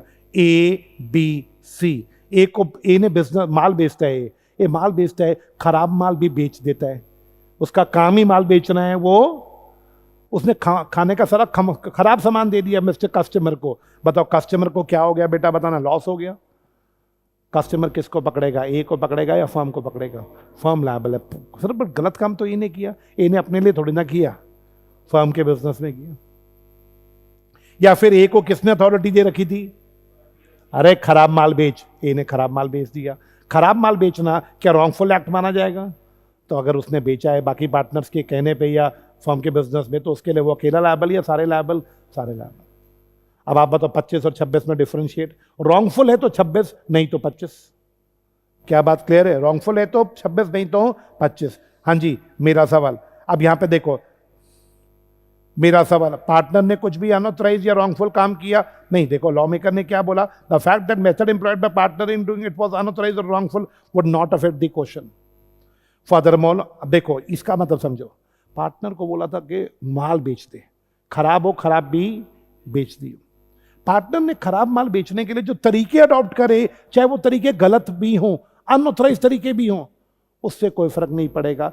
जब तुमने उसे कह दिया कि खराब माल बेचना है, तो वो गलत तरीके से बेचे, गलत मेथड से बेचे, वो अकेला लायबल या सारे लायबल? सारे लायबल। क्या बात क्लियर है? हाँ जी, मेरा doubt. Furthermore, all partners are liable to third party for loss or to him by the negligent act of the partner. सारे पार्टनर लायबल हैं, थर्ड पार्टी आपका जो नुकसान हुआ है सारे मिलके देंगे। बोलो बच्चे क्या बात क्लियर है? अब सेक्शन 27, 26 फिर से, रॉन्गफुल एक्ट अगर पार्टनर करेगा बाकी पार्टनर्स की परमिशन से, उसके लिए कौन लायबल होगा बेटा बताना? फर्म। अब आ जाओ 27 पे। 27 में बेटा क्या बात आ गई जरा बताना? लॉ मेकर ने दो बातें बोली। पहला, अगर पार्टनर ने अपनी अथॉरिटी में कोई मनी या प्रॉपर्टी रिसीव करी थर्ड पार्टी से, पार्टनर अपनी अथॉरिटी में पैसा रिसीव कर रहा है या प्रॉपर्टी रिसीव कर रहा है? किससे रिसीव कर रहा है पैसा या प्रॉपर्टी? थर्ड पार्टी से। और वो पैसा या प्रॉपर्टी मिस अप्लाई कर दे, खा जाए, तो क्या होगा? हाँ जी, एक थर्ड पार्टी है कस्टमर, उन्होंने हम तीन पार्टनर हैं, आपने मुझे अथॉरिटी दी, अश्मीत जाओ कस्टमर से पेमेंट लेकर आओ। मेरे पास अथॉरिटी थी कस्टमर से मनी लेके आनी। बच्चों बताओ, मैं कस्टमर से मनी आपके कहने पे लेकर आया, लाके मैंने फर्म के अकाउंट में नहीं डाले, अपने आप खा लिए पैसे। अब आप बताना जरा क्या होगा इस केस में? मेरा दोस्त जवाब देना, इस केस में लायबल कौन होगा दोस्तों बताइएगा? फर्म। कस्टमर किसको पकड़ेगा? कस्टमर ने तो पेमेंट दे दी, मैंने कस्टमर को पर्ची काट के दे दी। हाँ, कस्टमर किसको पकड़ेगा कि मेरी पेमेंट हो चुकी है? फर्म को। बट फर्म को तो पैसे मिले नहीं, पैसे कौन खा गया? तो क्या फर्म बाद में मुझसे रिकवर करेगा? यस या नो? हाँ जी बोलो बच्चे, क्या बात क्लियर? अब मेरा सवाल फिर से बोलो, पहला सवाल, अगर पार्टनर के पास अथॉरिटी थी और उसने अथॉरिटी में मनी या प्रॉपर्टी रिसीव करी और उस पैसे को मिसअप्लाई किया, तो फर्म लायबल होगा कस्टमर को? यस और नो? लेकिन फर्म को तो पैसे मिले ही नहीं, फर्म बाद में किससे रिकवर कर लेगा? हाँ जी, लॉ मेकर कहते हैं ये नेसेसरी नहीं है, money should have actually come into the custody of the. जरूरी नहीं है पैसा फर्म के पास आया हो, पार्टनर ने कस्टमर से लिया, लेके वहीं से खा लिया, फर्म के अकाउंट में जमा भी नहीं कराया। अब देखो second case, would be attracted when such money was come into the custody of the. अब सेकंड केस पे आ जाओ, कोई पैसा या प्रॉपर्टी फर्म के पास आई, पार्टनर ने वहां से गायब कर दी। अब की बार पैसा किसके पास आया? बी पॉइंट में फर्म के पैसे आए, फर्म के अकाउंट में पड़े, पार्टनर ने 2 नोट गले में से निकाल लिए, कस्टमर पैसे दे गया फर्म को, पार्टनर ने निकाल लिए। जो दोस्त जवाब देना, कस्टमर के लिए तो फर्म ही लायबल होगा और फर्म बाद में उस पार्टनर से। तो फर्स्ट और सेकंड पॉइंट में डिफरेंस क्या समझ आया? पार्टनर को मनी मिली, चाहे फर्म की कस्टडी में आई हो या नहीं आई हो, दूसरे में फर्म की कस्टडी में पैसा आया और वहां से मनी या प्रॉपर्टी गायब हो गई। क्या बात क्लियर? अच्छा, लेकिन एक सवाल है बच्चों, अगर आप मेरे को फर्स्ट पॉइंट में एक बात बताओगे, फर्स्ट पार्टनर में पार्टनर जब पैसे लेकर आया तो अपनी अथॉरिटी के अंदर लाया था, तभी फर्म लायबल था? यस और नो? सेकंड पॉइंट में पार्टनर की अथॉरिटी की बात नहीं हुई है, किसमें हुई है पार्टनर की अथॉरिटी की बात? फर्स्ट पॉइंट में। फर्स्ट पॉइंट में पार्टनर के पास अथॉरिटी थी, उस अथॉरिटी में वो पैसा लेके आया और उस पैसे को उसने मिसअप्लाई कर लिया। सेकंड पॉइंट में क्या हुआ है, कोई बच्चा बताएगा? मनी किसकी प्रॉपर्टी में आई और वहां से पार्टनर ने उसको क्या कर लिया? क्या बात क्लियर है? ये लो जी, इसके ऊपर एक क्वेश्चन है हमारा। क्वेश्चन नंबर कौन सा है? Question number 1। सब लोग देखिए, इसको पढ़ने से पहले तीनों सेक्शन को रैप अप करिए। 25 जनरल है, मेन तीनों में 25 है, 26 रॉन्गफुल है, 27 मिस एप्लीकेशन है। पहले मैं उल्टा बोलता हूं, 27 मिस अप्लाई, पैसा गायब हो गया, पार्टनर ने पैसा या मनी गायब कर दी तो फर्म लायबल है 27 में। पार्टनर ने कोई रॉन्गफुल काम किया तो भी फर्म लायबल है 26 में। इन दोनों के अलावा बैलेंसिंग फिगर, एक जर्नल रूल है, पार्टनर कुछ भी करेगा अपनी एक्सप्रेस और इंप्लाइड अथॉरिटी में, फर्म लायबल होगा। 25 मेन है इन तीनों में, 26 सिर्फ रॉन्गफुल का है, 27 सिर्फ मिस एप्लीकेशन का है। बाकी सब केसेस में कौन सा लगेगा? 25 लगेगा। लो जी, AB operate a textile merchant business in partnership. हाँ जी, AB क्या कर रहे हैं भाई लोग? AB टेक्सटाइल मर्चेंट है। A finances the business and is sleeping partner. पैसा A का लगा है, बट वो in the regular B acquire certain fabric belonging to C। B ने फैब्रिक खरीदा जो किसका था? However, B is aware that these goods were stolen property. B को पता था ये प्रॉपर्टी चोरी की है, C की थी, B ने ले ली। Despite this knowledge, B proceed to purchase and B ने खरीद ली और आगे बेच दी। पता था B को चोरी की है।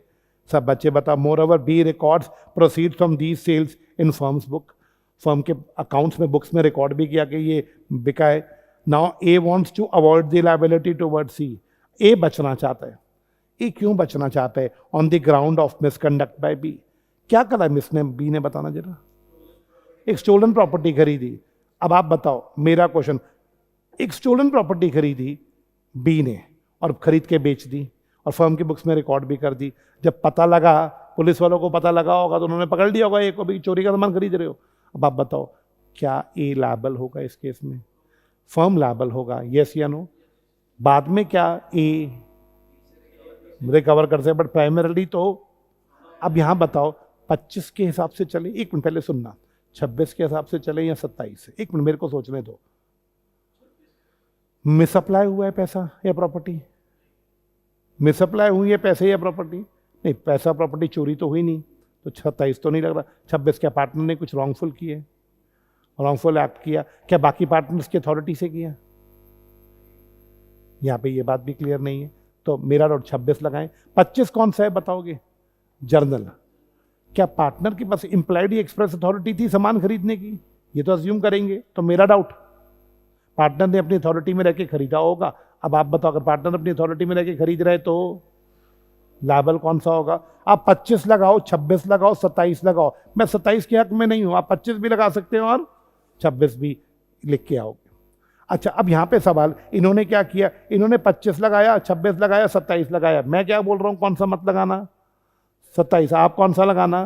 25 और 26। क्या बात क्लियर है? मेरा डाउट। अब आप बताओ, यहां पे हम 25-26 लगाएंगे। एक काम और कर सकते हैं हम, यहां पे सजेस्टेड आंसर में दे नहीं रखा, पर मेरे दिमाग में एक और पॉइंट क्लिक किया। बच्चों, मेरा डाउट ये देखना, अगर पार्टनर ने कुछ गलत काम किया है तो बताओ वो किसको लायबल होगा? पार्टनर ने फ्रॉड किया था, गलत सामान खरीद के बेचा था, तो नुकसान किसको हुआ? फर्म को। बाद में पार्टनर किसको भरपाई करेगा? सेक्शन कौन से के अकॉर्डिंग? 10 के। फर्म में कौन कौन है? ए और बी तो हैं, बी गलत काम कर रहा है, ए का जो भी नुकसान होगा बाद में किसको देना पड़ेगा? बी को। मेरा डाउट, तो आप यहाँ पे सेक्शन 25-26 लगाओ, सेक्शन 10 का रेफरेंस भी दे सकते हो। 27 मुझे नहीं लग रहा लगना चाहिए, इसमें कोई मिस एप्लीकेशन तो हुआ ही नहीं है। बोलो जी, क्लियर है? 27, 28 कहाँ है सर? 28 बीच में गायब है, बताना। हाँ जी विशाल, अबे वही था, S Chaupal holding out, partner by holding out है 28। हाँ जी, मेरा डाउट। चले भाई, तो तुम्हारा जनवरी अटेम्प्ट रह गया, सितंबर भी दिया था, जान भी दिया था, दोनों रह गए। कहा भैया लॉ में कितने आ रहे हैं? 29-36, चलो 7 नंबर की बढ़ोतरी तो हुई। हाँ, टेस्ट दिए थे सारे। आप पहली बार आए हो यहाँ पे ज्वाइन किए?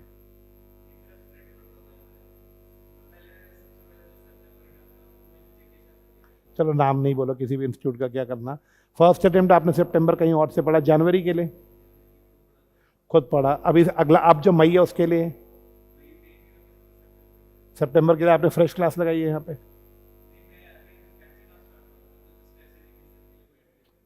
वाह, ग्रेट, मेरा डाउट। तो फिर आप टैलेंटेड हो, हाँ वो टैलेंटेड हो। नहीं, आपके साथ पता क्या हुआ, देखो अब हंसी एक तरफ अलग है, थोड़ी सी ना गाइडेंस नहीं मिली। एक स्ट्रैटेजी जो होती है ना, गाइडेंस, उसके को चूक गया। नहीं तो फाउंडेशन ऐसा है नहीं कि 2-2 3-3 अटेम्प्ट लगे। फाउंडेशन तो एक बारी मार्क्स टू मैक्स ही झटका लगता है फाउंडेशन में, अच्छा बच्चा एक झटके के बाद निकल जाता है। हाँ, rights of transfer of partners interest, A B C. C अपना हिस्सा बेचना चाहता है, वो अपना हिस्सा बेचना चाहता है, ए और बी माना कर रहे हैं। सी कहता है मुझे बख्श दो, मुझे निकलने दो, ए और बी कहते हैं नहीं। अब आप बताओ, क्या सी अपना हिस्सा बेच सकता है जैसे बाकी प्रॉपर्टीज बेचता है? लेकिन देखो, पार्टनरशिप के अंदर एक रूल होता है, म्यूचुअल कॉन्फिडेंस जरूरी है। अगर सी अपना हिस्सा असाइन करेगा, किसी को बेचेगा, तो सी होगा असाइनर, और जिसको बेचेगा वो होगा असाइनी। असाइनी, हाँ जी, पार्टनर का हिस्सा अगर कोई ले रहा है, असाइनी खरीद रहा है, सेल, असाइनी के पास गिरवी रख रहा है, मॉर्टगेज। असाइनी को वो सारी राइट्स नहीं दे सकते जो राइट्स एक, क्यों नहीं दे सकते? रीजन, सी अपना हिस्सा बेचना चाहता है डी को। सी ने अपना हिस्सा या तो डी को बेच दिया या डी के पास गिरवी रख दिया। तो सी ने गिरवी रखा, सी असाइनर है और डी असाइनी है। लॉ क्लियरली बोल रहा है असाइनी को वो राइट्स नहीं दे सकते जो पार्टनर को मिलते हैं। लॉजिक, पार्टनर बनने के लिए ना सब पार्टनर्स का कंसेंट चाहिए। सी अपना हिस्सा डी को बेच के जा रहा है, ए और बी ने नहीं माना। ए और बी कह रहे हैं जी हम डी को पार्टनर नहीं बनाएंगे। तो जब तक सारे पार्टनर्स का कंसेंट ना हो, डी एडमिट तो नहीं हो सकता एज अ पार्टनर। तो D will be a partner और जस्ट अ असाइनी और ट्रांसफरी। दो नाम है सी के, डी के, असाइनी, या अगर ये असाइनर है तो ये असाइनी हुआ, अगर ये ट्रांसफरर है तो ये ट्रांसफरी हुआ। दो नाम आएंगे आपको किताब में लिखे हुए यहाँ पे। अब आप बताना जरा, सब बच्चे बताओ, जब तक फर्म चल रहा है क्या मिस्टर डी नाम का ट्रांसफरी फर्म के अंदर इंटरफेयर कर सकता है? हाँ, डी नाम का ये ट्रांसफर, सी चला गया हिस्सा बेच के या गिरवी रख के डी के पास निकल गया, क्या? तो वही तो मैं पूछ रहा हूं, क्या डी फर्म के बिजनेस में इंटरफेयर कर सकता है? नहीं कर सकता। क्या अकाउंट्स देख सकता है? क्या बुक्स देख सकता है? नहीं। हाँ, उसको प्रॉफिट का शेयर मिल जाएगा, लेकिन शेयर भी किसका? ट्रांसफरिंग पार्टनर का। जो सी का प्रॉफिट था वो प्रॉफिट अब किसको मिल जाएगा? और जो प्रॉफिट दिया जाएगा वो प्रॉफिट एक्सेप्ट कर लेना, आप अकाउंट्स को चैलेंज नहीं कर सकते। मतलब सी का हिस्सा बनता था 50 लाख, सी का हिस्सा 50 लाख का प्रॉफिट किसको दे दिया? डी को। डी बोला इतना कम क्यों, प्रॉफिट तो बहुत मोटे हुए हैं इस साल, अकाउंट्स दिखाओ। आप चैलेंज नहीं कर सकते, और जितना मिलेगा देना पड़ेगा। ये डी को इज्जत क्या दे रहे हैं? D is just a transferee. आप बिजनेस में बांट नहीं कर सकते, आप बुक्स नहीं देख सकते, अकाउंट्स नहीं देख सकते, और प्रॉफिट भी जो सी का था वो आपको मिल जाएगा, बट आप चुपचाप प्रॉफिट लेके खा लेना, बोलना अलाउड नहीं है आपको। क्या बात क्लियर है?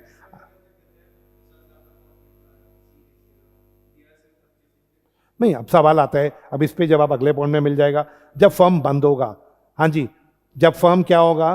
बंद होगा, या जब सी रिटायरमेंट लेना चाहे। ध्यान से सुनो, कौन रिटायरमेंट लेना चाहे? क्योंकि सी फिलहाल हिस्सा बेच के गया डी को। अब यहां मुझसे बच्चे पूछते हैं, सर सी अपना हिस्सा डी को बेच गया, तो सी पार्टनर है या नहीं है? पार्टनर तो वो रहेगा फर्म का। रीजन, अगर वो रिटायर तभी हो सकता है जब ए और बी का कंसेंट हो। ए और बी ने उसे कभी रिटायर किया ही नहीं था, तो सी जा चुका है फर्म छोड़ के, लेकिन रिटायरिंग नहीं माना जाएगा। सी रिटायरिंग नहीं माना जाएगा, यानी सी अभी भी पार्टनर रहेगा फर्म का, लेकिन उसके बेनिफिट्स कौन खा रहा होगा? सारे बैठ के डी खा रहा होगा। अब आप बताओ, जब फर्म डिसॉल्व हुआ या जब फाइनली सी ने फर्म रिटायरमेंट ले ली, अब फर्म डिसॉल्व हो गया या फर्म डिसॉल्व नहीं हुआ, सी ने रिटायरमेंट ले ली। कोई बच्चा बता कि जब सी रिटायरमेंट लेगा या जब फर्म डिसॉल्व होगा, दोनों केसेस में क्या सी का हिसाब किया जाएगा? आवाज नहीं आई? हाँ जी, सी का हिसाब करते हैं भाई। सी भाई, हाँ जी सी भाई, आपका हिसाब हो रहा है। सो ए और बी ने बोला, डी वहां आ गया, ए और बी ने बोला get out, you not suppose to come inside, ये हमारे बीच की बात है, बाहर निकलो यहां से। सी बैठा हुआ है वहां पे। अब आप ध्यान से सुनना, ए और बी ने बोला देख भाई सी, तेरा 70 लाख बनता है, हम तीनों का जो 2 करोड़ 10 लाख बचा, तो तीनों आपस में इक्वली बांट लेते हैं, तेरा 70 लाख बचा। सी ने 70 लाख उठाया, बाहर गया। बाहर कौन खड़ा था? डी को हिस्सा गिरवी दे दिया था उसने, डी को बेच गया था वो अपना हिस्सा, तो 70 लाख सी अपनी जेब में रखेगा, या ये सारा पैसा वो ट्रांसफरी को दे देगा? एंटाइटलमेंट, इस पे, ये पैसे का हक किसका है? डी का। लॉजिक बात है, जो सी का हिस्सा बनता था वो सी को नहीं मिलेगा, प्रैक्टिकली स्पीकिंग किसको मिलेगा? डी को मिलेगा। क्या बात क्लियर है? हाँ जी, मेरा वो कहेगा जी जो हिस्सा उसका शेयर ऑफ प्रॉफिट्स में था, एसेट्स में जो भी उसका हिस्सा था, हाँ जी, किसका हिस्सा बेटा बताओ? सी कौन है बेटा? किताब लैंग्वेज में सी कौन है? ट्रांसफरिंग पार्टल का जो भी हिस्सा था वो मुझे दे दो भाई। वो कौन? डी ये बात किसको बोलेगा? सी भाई का जो हिस्सा मुझे दे दो भाई। डी ये किसको बोलेगा? जो उसका हिस्सा बनता है मुझे दे दो भाई, ए और बी को। और क्या ये बोल देगा कि मुझे इसके लिए, हाँ जी, for the purpose of ascertaining the share, मुझे अकाउंट्स दिखाओ डिसोल्यूशन के, मुझे देखना है सी का कितना हिस्सा बनता है। अब डिसोल्यूशन के समय या रिटायरमेंट के समय हिसाब किताब देखना अलाउड होगा डी को। वैसे ऊपर क्या याद है, ऊपर रूल क्या था? अकाउंट्स देखने अलाउड है, लेकिन डिसोल्यूशन और रिटायरमेंट के समय क्यों अलाउ कर दिए? कोई बताएगा? क्योंकि अब फर्म वो जा रहे हैं परमानेंटली, तो हिसाब तो फाइनल होना चाहिए। अब अकाउंट्स देखने अलाउड है, यस और नो? बिल्कुल। अब भाई ने एक सवाल पूछा था बीच में, सर क्या सवाल था, एक बार दोबारा रिपीट करना। हाँ, इनका सवाल यह था, सी को फर्म 50 लाख रुपए देता है, बट सी उसमें से 30 लाख ही डी को देता है, 20 लाख खुद खा जाता है। बच्चे प्रैक्टिकली सोच के देखना, सी ने अपना हिस्सा डी को बेचा होगा तो कुछ टर्म्स एंड कंडीशन सी और डी के बीच में क्लियर हुए होंगे। सी ने अपना हिस्सा किसको बेचा था? आपका क्वेश्चन क्या था? अच्छा, मुझे याद आ गया, आपका क्वेश्चन ये था कि मान लो सी का हिस्सा बनता था 50 लाख, लेकिन उन्होंने ए और बी ने बदतमीजी कर डी को सिर्फ 30 लाख दिए। अब डी बुक्स नहीं देख सकता, ये बात हमने ऊपर पढ़ी थी, यही क्वेश्चन है आपका। बट डी ए और बी को कुछ नहीं कहेगा, क्या वो सी को पकड़ेगा कि भाई तू तो पार्टनर है अभी भी, एक बार तू हिसाब निकलवा अंदर से, कितना बनता है मेरे साथ, कुछ गलत हो रहा है, धोखाधड़ी हो रही है। प्रैक्टिकल बात है ये बात यार, ऐसे थोड़े ना डी ने सी का हिस्सा खरीद लिया होगा। सी कुछ तो बोल के बेच के गया होगा डी को, हाँ साल का 50 लाख आ जाया करेगा तेरे को। अब जब 30 आए होंगे तो डी तो चिल्लाएगा, बट डी ए और बी पे नहीं चिल्ला सकता। डी किस पे चिल्लाएगा? भाई मुझे 30 लाख मिला, तो सी क्या बोलेगा? मैं तो प्रैक्टिकल बात समझा रहा हूँ। सी बोलेगा रुक तू यार, ओए ए और बी लाओ हिसाब दिखाओ। ए और बी सी को मना नहीं कर सकते, वो अभी भी फर्म का हिसाब दिखाएंगे उसको। अब सवाल, लायबिलिटीज क्या होगी, कोई बताएगा? क्या पार्टनर अभी भी कौन है? सी। तो प्रैक्टिकली लायबिलिटीज किसकी? सी की। बट क्या जब सी ने अपना हिस्सा डी को बेचा होगा, तो सिर्फ प्रॉफिट दिए होंगे या लॉसेस और लायबिलिटी की बात भी क्लियर करी होगी। अब दो ऑप्शन हो सकते हैं, क्या पता डी ने बोला हो लायबिलिटी मैं बियर नहीं करूंगा, अगर ऐसा कुछ बोला होगा तो फिर सारी लायबिलिटी सी को बियर करनी पड़ेगी। लेकिन सेकंड ऑप्शन भी हो सकता है, क्या पता डी ने बोला लॉस लायबिलिटी मेरी, तो mutual understanding between C and D. Clear मेरा सवाल? चलो अभी हम लोगों ने सेक्शन कौन सा फिनिश कर दिया बताना जरा, 29। एक बार जरा सम अप कर दो, अगर पार्टनर अपना हिस्सा बेचना या मॉर्गेज करना चाहता है तो जो असाइनी होगा वो पार्टनर माना जाएगा, यस या नो? आप कह रहे हो यस। असाइनी क्या पार्टनर माना जाएगा? नहीं माना जाएगा। तो जब तक फर्म चल रहा है क्या वो इंटरफेयर कर सकता है, अकाउंट देख सकता है, बुक्स देख सकता है, बट क्या वो प्रॉफिट ले सकता है ट्रांसफरिंग पार्टनर का? बट जो मिलेगा उतना ही लेना पड़ेगा। जब फर्म बंद होगा तो जो ट्रांसफरिंग पार्टनर का हिस्सा होगा वो सारा कौन ले लेगा? ट्रांसफर ही ले लेगा। क्या अब वो डिसोल्यूशन के अकाउंट देख सकते हैं? Yes sir. ओके मेरा रोड, यहां पे हम लोगों ने सेक्शन कौन सा फिनिश कर दिया बेटा जरा बताना। मेरा यहां पे देख लेते हैं कितने क्वेश्चन है इसके ऊपर, तो 3 क्वेश्चन है। मैं इसका सेकंड क्वेश्चन उठाता हूं, आइएगा जरा सब लोग क्वेश्चन मेरे साथ पढ़ना। Mister A transfer his share in the partnership firm to B. A एक ट्रांसफरर है, उसने अपना हिस्सा किसको बेचा? बी फेल्ड, ए ने अपना हिस्सा बी को बेच दिया, यानी ए बन गया ट्रांसफरर और बी बन गया। B failed that books are displaying only a small amount of profit in spite of he wanted to inspect the books, arguing that it is his entitlement as the transferee। वो books देखना चाहता है, allowed या not allowed? बाकी partner कह रहे हैं तू बुक्स नहीं देख सकता, बताओ जी क्या वो देख सकता है या नहीं देख सकता? बिल्कुल नहीं देख सकता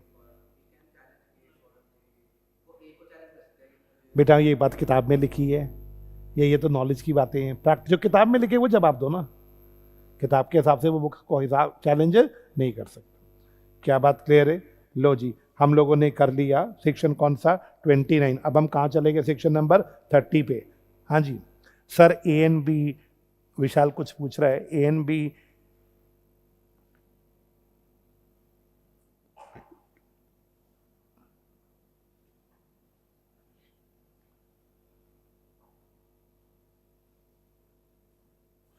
हाँ डिसोल्यूशन के समय अलाउड है विशाल। सेकंड क्वेश्चन का जवाब तो क्लियर है, पहला पार्ट समझ नहीं आया मुझे। ए एंड बी पार्टनरशिप है, ए अगर स्लीपिंग पार्टनर है तो बी की ही अथॉरिटी में काम होगा ना, इसलिए 26 लगेगा। नहीं बेटा मेरा डाउट विशाल, ये सजेस्टेड आंसर को भी अगर आप देखते हो तो वहाँ पे भी 25, 26, 27 सारे लगाए हैं। मेरा डाउट मैं यहाँ पे क्वेश्चन में 25 और 26 का यूज़ कर रहा था बेटा। चलो आओ अब हम सेक्शन कौन से पे मूव करके बेटा जरा जल्दी से बता दो। सेक्शन नंबर 30 पे कौन सा है बेटा जरा बताना। Minor admitted as a partnership firm. Sir आज का टारगेट कितना है? कल 18 हुए थे, आज 36 तक करेंगे, 35-36 तक तो होना चाहिए। हाँ जी मेरा आउटपुट वैसे आपको ठीक लग रहा है कि ज़्यादा लग रहा है? कम है? ज़्यादा है? देखो कम तो, ज़्यादा तो मत बोलना, क्योंकि अगर इतना भी नहीं करेंगे तो ख़त्म नहीं हो पाएगा। और जो कह रहे हैं कि कल एक बच्चे से बात हो रही थी, कहती सर 30 क्लासों में ख़त्म कैसे होगा? मैं कहा मतलब? कहती सर रेगुलर बैच उठा के देखना, कॉन्ट्रैक्ट 32-33 क्लासेस में गया था, अब 30 क्लासेस में सिलेबस कैसे ख़त्म करोगे? तो मैंने कहा बच्चे आप क्लास देखना। अब आपको पता रेगुलर क्लास कैसी होती है? आप तीनों ने पढ़ी, आपने नहीं पढ़ी। रेगुलर क्लास ऐसे नहीं होती, रेगुलर क्लास में ऐसे होती है बेटा। देखो ये you have observed that a minor, बेटे उसमें तो एक एक वर्ड एक एक लाइन को,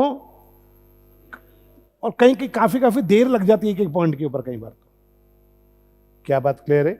मेरा सवाल चलो अब आ जाओ। सेक्शन कौन सा है? 30। बेटा माइनर फर्म का पार्टनर बन सकता है या नहीं बन सकता? नहीं बन सकता, पार्टनर नहीं बन सकता।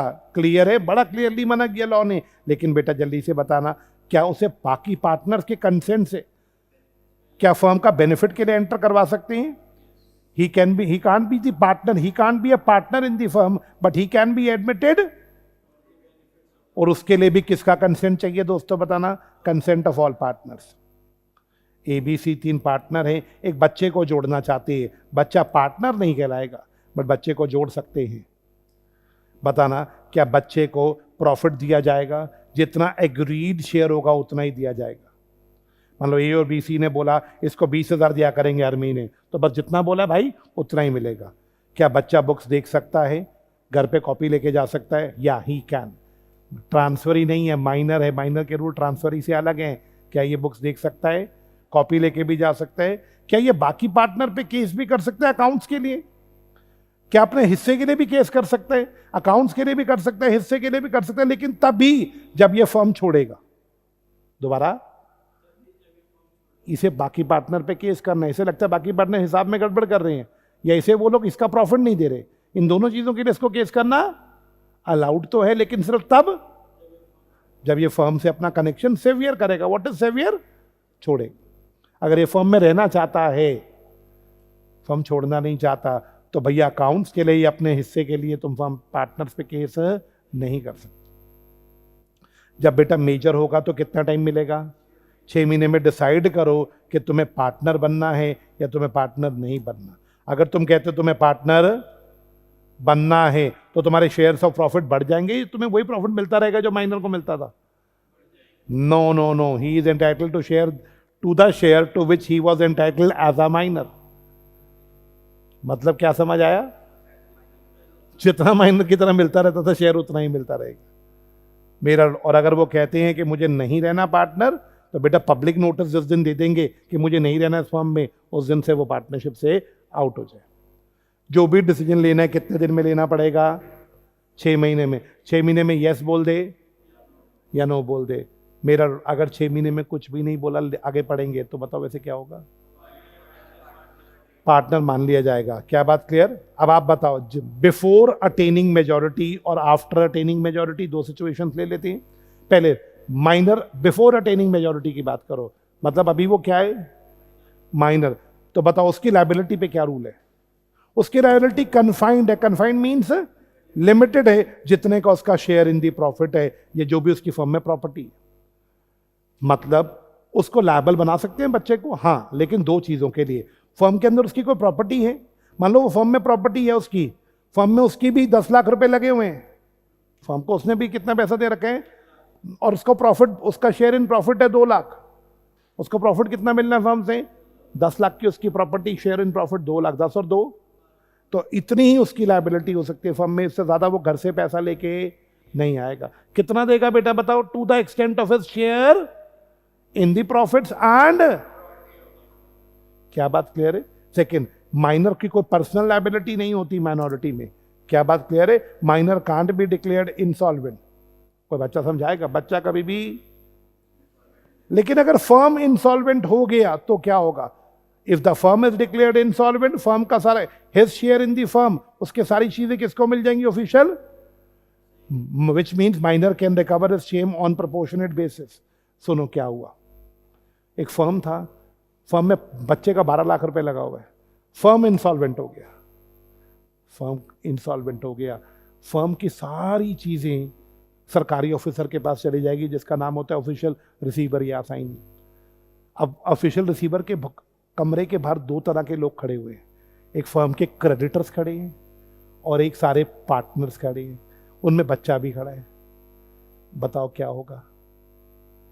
पहले पार्टनर्स और बच्चे को मिलेगा या पहले क्रेडिटर्स को मिलेगा? क्रेडिटर्स को दिया जाएगा। क्या बात कर? उसके बाद कुछ बचा तो पार्टनर्स और बच्चों को दे दिया जाएगा। बच्चे को 12 लाख उसका बनता था, क्लियर, और बाकी 3 पार्टनर थे, उनका 1-1 करोड़ बनता था।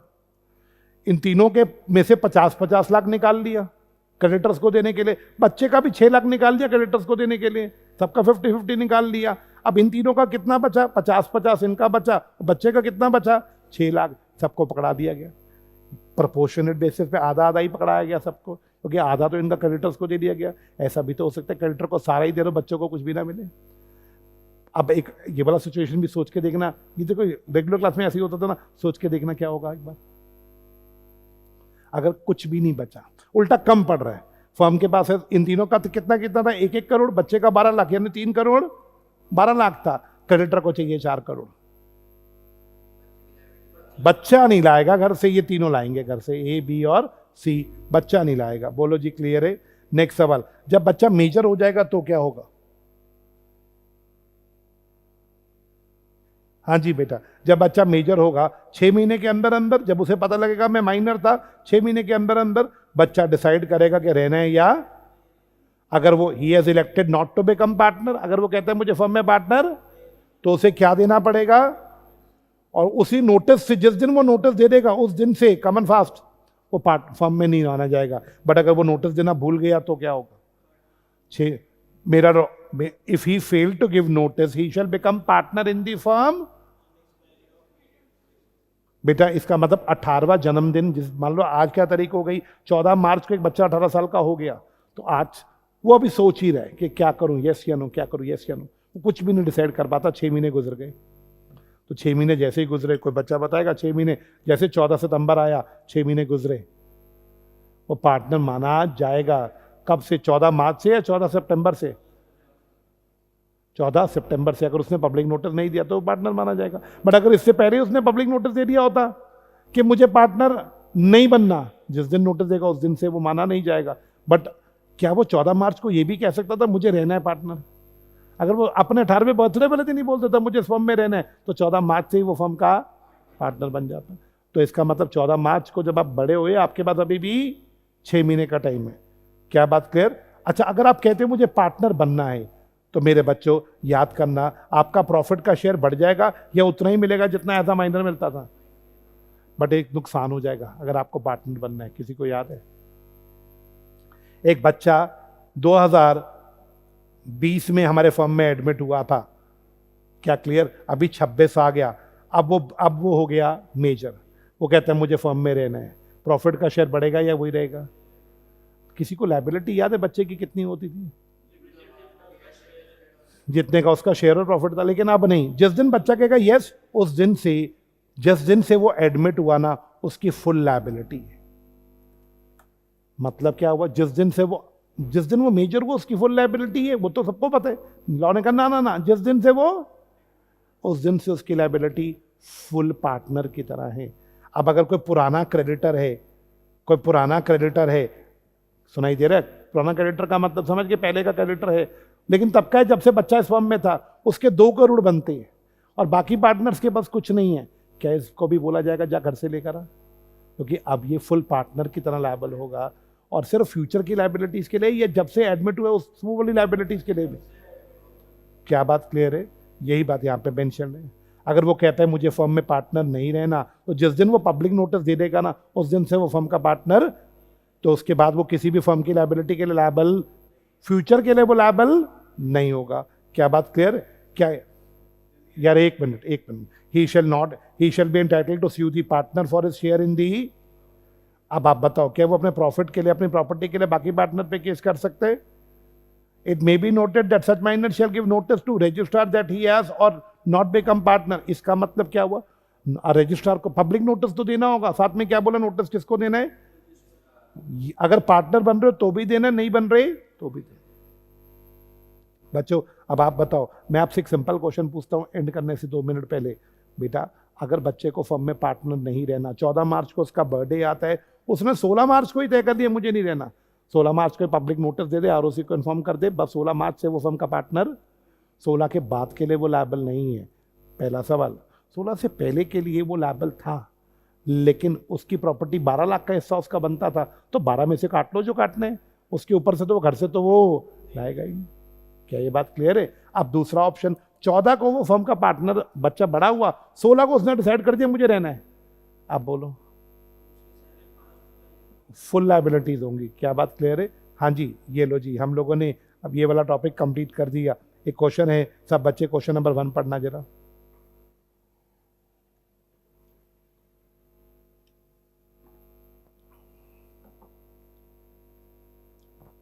हाँ जी विशाल, राइट।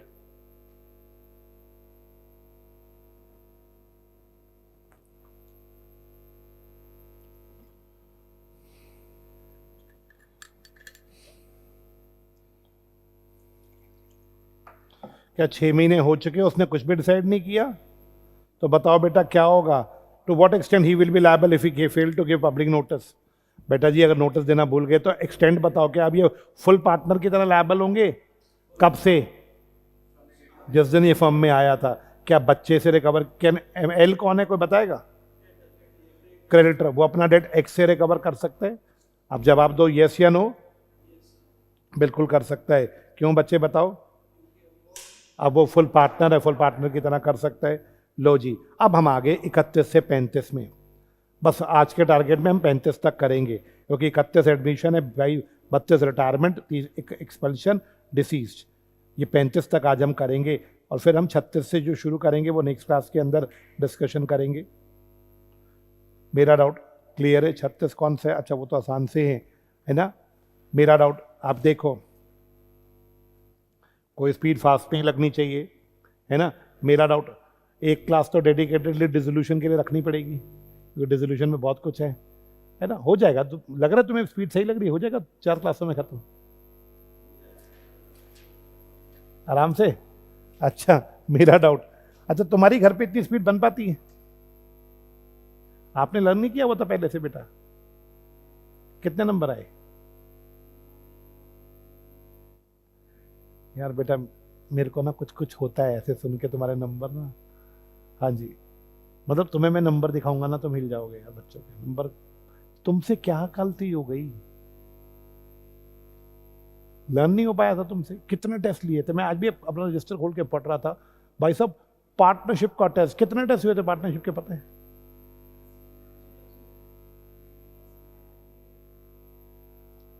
मतलब बच्चे बोलते थे कि पार्टनरशिप और कंपनी का इतना टेस्ट हो चुका है कि अब बार बार क्यों ले रही हो टेस्ट। मेरे हिसाब से 11 या 12 टेस्ट हुए हैं टोटल में। मतलब इतने टेस्ट। मैं सच बोलूं, अगर तुम मुझे नहीं आइडिया तुम्हारा नेचर का, अगर तुमने ईमानदारी से टेस्ट दिए तो लॉ में फेल होने के चांस तो बहुत कम थे। हाँ, एग्रीगेट ना बनाओ वो मैं मान सकता हूँ, लॉ में नंबर कम आए वो मैं मान सकता हूँ, लेकिन लॉ में फेल होने के चांस तो, क्योंकि पेपर में कोई टफनेस थी नहीं।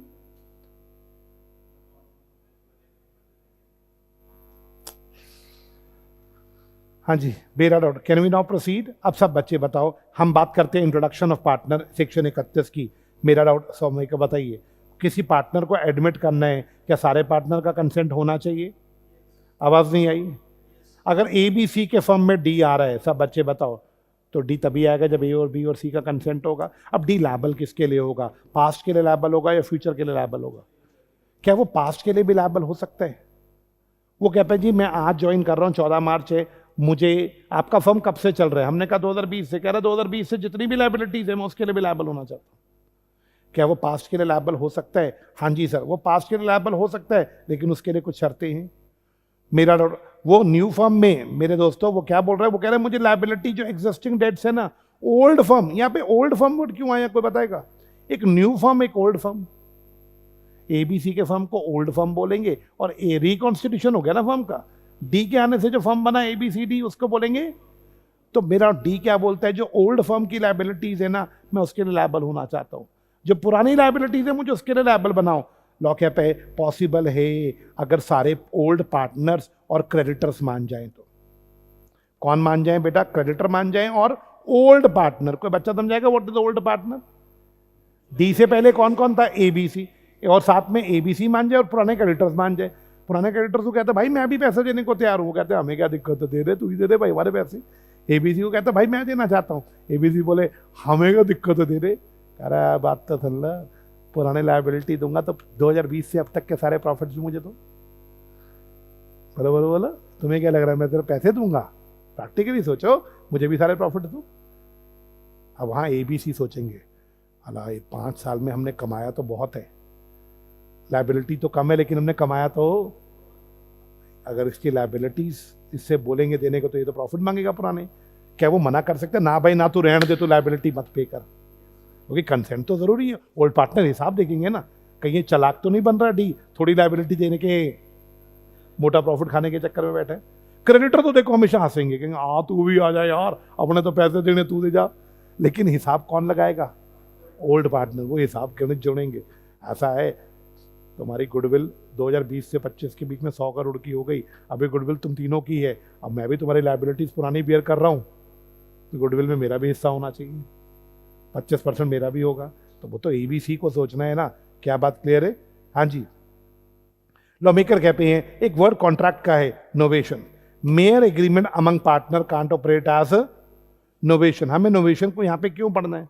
सिंपल भाषा है, agreement between partner, incoming partner he shall be liable for existing debt, will not automatically give creditors of the firm against will not give creditors of the firm any right against him।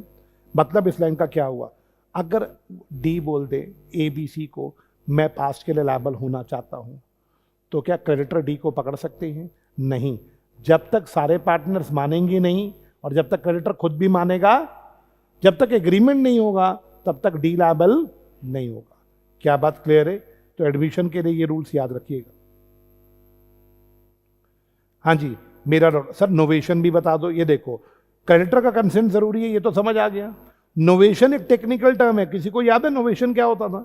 पुराना contract फाड़ के उसकी जगह पे मेरा novation is a technical term in a contract for substituted liability, of course not confined only in case of confined का मतलब होता है लिमिट। नोवेशन सिर्फ पार्टनरशिप में एप्लीकेबल नहीं होती, तो कॉन्ट्रैक्ट का वर्ड है। जब भी पुराने को जगह नया कुछ करते हो तो वो क्या होता है? नोवेशन। हमें नोवेशन में नहीं जाना। हाँ जी, नेक्स्ट सवाल पे मूव करती है। This section does not apply to partnership. जब एक पार्टनर, दो ही पार्टनर है, एक मर गया तो फर्म का क्या हो जाएगा बताओ? अकेला पार्टनर चलाएगा फर्म को या फर्म डिसॉल्व है? डिसॉल्व है। अब रिटायरमेंट पे चलते, सेक्शन कौन सा आ गया?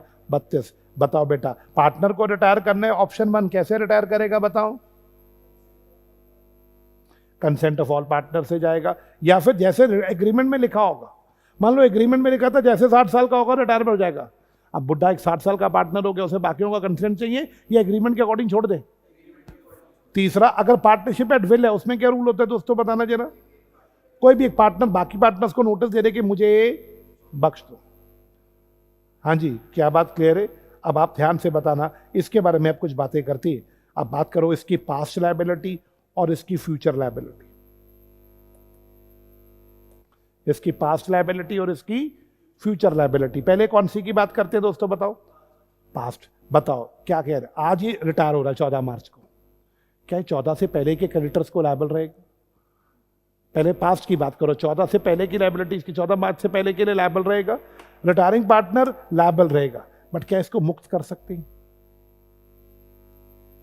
जैसे नया पार्टनर कह रहा था मैं पास्ट के लिए लायबल होने को तैयार हूं, क्या पुराना पार्टनर बोल सकता है भाई मुझे पास्ट से मुक्त कर दो? लॉ मेकर कहते हैं रिटायरिंग पार्टनर को आप डिस्चार्ज कर सकते हो किसी लायबिलिटी से जो थर्ड पार्टी के प्रति है, जो काम रिटायरमेंट से पहले के हैं, बट इसके लिए फिर से किसको मनाना पड़ेगा? और सारे पार्टनर्स को। एबीसी को बोला डी, मान लो एबीसी है, डी भी है, डी छोड़ के जा रहा है, उसने बोला भाई मैं जा रहा हूं, पास्ट की लायबिलिटी मेरी जो भी बनती है मेरा माफ कर दो तुम।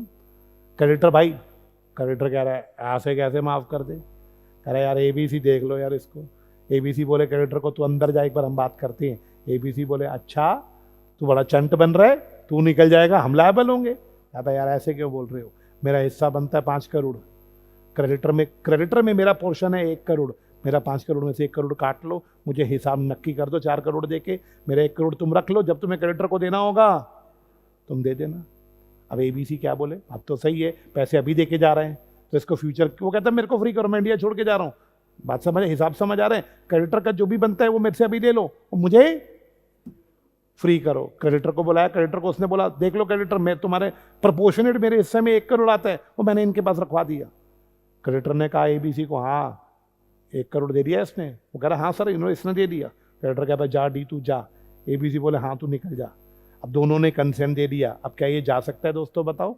अब ये पास्ट के लिए लायबल या नॉट लायबल? Not liable. अब चलो किसकी बात करो दोस्तों बताओ? फ्यूचर का क्या रूल है? फ्यूचर का रूल है कि पब्लिक नोटिस 14 मार्च के बाद के लिए लायबल है या नहीं है वो डिपेंड करेगा। बताओ 14 मार्च को छोड़ के चला गया, 15 मार्च को ही इन्होंने एसबीआई से लोन ले लिया एबीसी ने, और एसबीआई को नहीं पता कि डी ने छोड़ दिया है, तो क्या डी लायबल होगा या नहीं होगा? बिल्कुल लायबल होगा। डी उन क्रेडिटर्स को लायबल होगा जो क्रेडिटर्स उसको जानते थे, क्योंकि डी ने क्या नहीं दिया था दोस्तों बताओ? Public notice. हाँ जी, लेकिन डी उन क्रेडिटर्स को देखो प्रोवाइडेड रिटायर। अच्छा अभी एक सवाल और है, उन्हीं क्रेडिटर्स को लायबल है जो क्रेडिटर्स इसको provided retire partner is not liable to any third party who deals with the firm without knowing that he was a. अब मेरे एग्जांपल में एसबीआई बैंक इस डी को जानता था, लेकिन केनरा बैंक के साथ इन्होंने कभी कोई डील ही नहीं करी। केनरा बैंक को पता नहीं कि डी भी इनका पार्टनर है। तो मेरे एग्जांपल में डी सिर्फ कौन से बैंक को लायबल है, एसबीआई या केनरा? SBI। अब उल्टा भी सोचो, अगर ABC कुछ करेंगे तो D लायबल है, D कुछ करेगा, पब्लिक नोटिस तो दिया नहीं, D चला गया सप्लायर के पास जिससे D हमेशा माल खरीदता था। सप्लायर को बोला यार थोड़ा सा माल चाहिए फर्म के लिए। सप्लायर को नहीं पता कि D ने फर्म छोड़ दिया। सप्लायर ने माल दिया D को, D ने फर्म के नाम पे माल लिया, पर माल कच्चे में बेच दिया बाजार में और प्रॉफिट खा गया।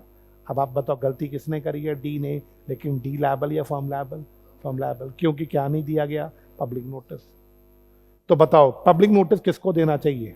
पब्लिक नोटिस कोई भी दे सकता है, रिटायर्ड पार्टनर भी दे सकता है और जो बाकी बचे हुए पार्टनर्स है वो भी दे सकते हैं, क्योंकि खतरा है अगर पब्लिक नोटिस नहीं दिया, जो रिटायर्ड पार्टनर है वो भी फर्म को लायबल बना सकता है और फर्म भी उसको लायबल बना सकता है। बोलो बेटा क्या ये बात क्लियर है? ये क्या केस आया था विष्णु चंद्र का? इस केस में क्या बोला? अगर कोई पार्टनर फर्म से निकलना चाहता है, लॉ मेकर कहते हैं yes if a partner wants to dissociate from the, अगर ये बात डीड में लिखी है तो इसको कैसे इंटरप्रेट करेंगे? ये मानेंगे कि यही लिखा है कि पार्टनर फर्म से क्या करना चाहता है, डिसोसिएट भी लिखा है ना, तो डिसोसिएट क्या माना जाएगा? जैसे कि वर्ड क्या लिखा है? रिटायर। बोलो चलें अगले पॉइंट पे। हाँ जी वेट कर लूँ 1 मिनट, कुछ पूछना है? 32 पे 31 32 पे चले 33 पे। यार तुम्हारी हिम्मत इतनी कैसे बन रही है? इतने सारे तुम कैसे पढ़ पा रहे हो? रेगुलर क्लास में तो बस करो सर। मजबूरी है ऑनलाइन वाले बच्चे कह रहे मजबूरी है? मेरा सवाल, अच्छा एक्सपल्शन का मतलब याद है मैंने रेगुलर क्लास में कैसे पढ़ाया था इसको? एक्सपल्शन एक बच्चे को नहीं बोलता get out of the class. Expulsion का आप रेगुलर फेस टू फेस आते थे, आप भी ऑनलाइन थे, अब फेस टू फेस वाले कहाँ गए सारे? नहीं पास तो सारे वो भी नहीं हुए होंगे, वो ऑनलाइन में चले गए। वो कह रहे हैं मास्टर के सामने जाएंगे तो पकड़ लेगा, बेटे तो क्लास में भी नहीं पढ़ता था। हाँ मेरा डाउट। ओके अब देखो, किसी पार्टनर को निकालना है, अगर एक्सपल्शन का मतलब किसी पार्टनर को निकालना तभी अलाउड है जब पहले कॉन्ट्रैक्ट यानी पार्टनरशिप डीड में लिखा हुआ था। ठीक है, निकालने के लिए मेजॉरिटी का कंसेंट चाहिए और निकालना तभी है जब जेन्युइनली निकालोगे। गुड फेथ का मतलब गलत इंटेंशन से नहीं निकालना। 3 कंडीशन, अगर डीड में लिखा है निकालने के बारे में, मेजॉरिटी चाहते हैं निकालना और निकाल किस में रही है? बोनाफाइडे इंटरेस्ट ऑफ द बिजनेस। बोनाफाइडे मतलब जेन्युइनली किसके फायदे के लिए? जब तक तीनों कंडीशन पूरी नहीं होगी आप नहीं निकाल सकते। क्या बात क्लियर है? बेटा हुआ क्या, डीड में लिखा था कोई पार्टनर क्राइम करेगा तो उसको निकाल देंगे। सी ने मर्डर कर दिया, सी ने मर्डर कर दिए, ए और बी कहते भाई इसको निकालो। मैं जो ए बी सी में क्या 2 बंदे भी डिसाइड कर रहे हैं कि मेजॉरिटी हो गया और क्या फर्म के फायदे के लिए निकाल रहे हैं, इसको बताओ जेन्युइनली निकाल सकते हैं, कोई प्रॉब्लम नहीं है, बट निकालेंगे। लॉ क्या पे ऊपर वाले ही सेक्शंस लगा दो। एक्सपेल्ड पार्टनर पे वही रूल लगाओ जो रिटायरिंग पार्टनर पे लगाते थे। जिस दिन उसको निकालेंगे 2 तरह की लायबिलिटीज, 14 मार्च को निकाल रहे हैं पास्ट लायबिलिटीज और पहले पास्ट की बात करो, क्या पास्ट के लिए तो वो लायबल रहेगा, उसे छोड़ सकते हैं। अगर वो छोड़ना चाहता है तो 2 लोगों को मनाना पड़ेगा, क्रेडिटर्स और बाकी पार्टनर्स को। और फ्यूचर के बारे में क्या रूल है? जब तक वो पब्लिक नोटिस नहीं देगा तब तक वो लायबल रहेगा। वो कुछ करेगा फर्म लायबल है, फर्म कुछ करेगा वो लायबल है। क्या बात क्लियर है? ये हम लोगों ने सेक्शन कौन सा पढ़ लिया? एक्सपल्शन का। अब आ गया इंसॉल्वेंसी ऑफ पार्टनर।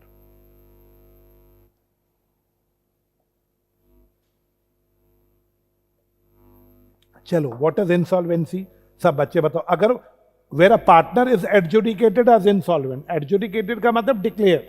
अगर पार्टनर क्या हो गया, जिस दिन इंसॉल्वेंट होगा ना उसी दिन से वो फर्म का पार्टनर नहीं रहेगा। अब वो क्या पता उसके चक्कर में फर्म भी डिसॉल्व हो जाए। मान लो 2 ही फर्म के पार्टनर थे और एक इंसॉल्वेंट हो गया, तो अकेला तो फर्म चलाएगा नहीं, तो उसके इंसॉल्वेंट होते ही फर्म भी क्या हो जाएगा। लेकिन दूसरा ऑप्शन 6 पार्टनर है, एक इंसॉल्वेंट हो गया, अब एक के इंसॉल्वेंट होने से, अच्छा जिस दिन कोई इंसॉल्वेंट होगा उस दिन से वो फर्म का पार्टनर रहेगा या सीज हो जाएगा? सीज हो जाएगा। सीज का मतलब क्या होता है बेटा? हाँ जी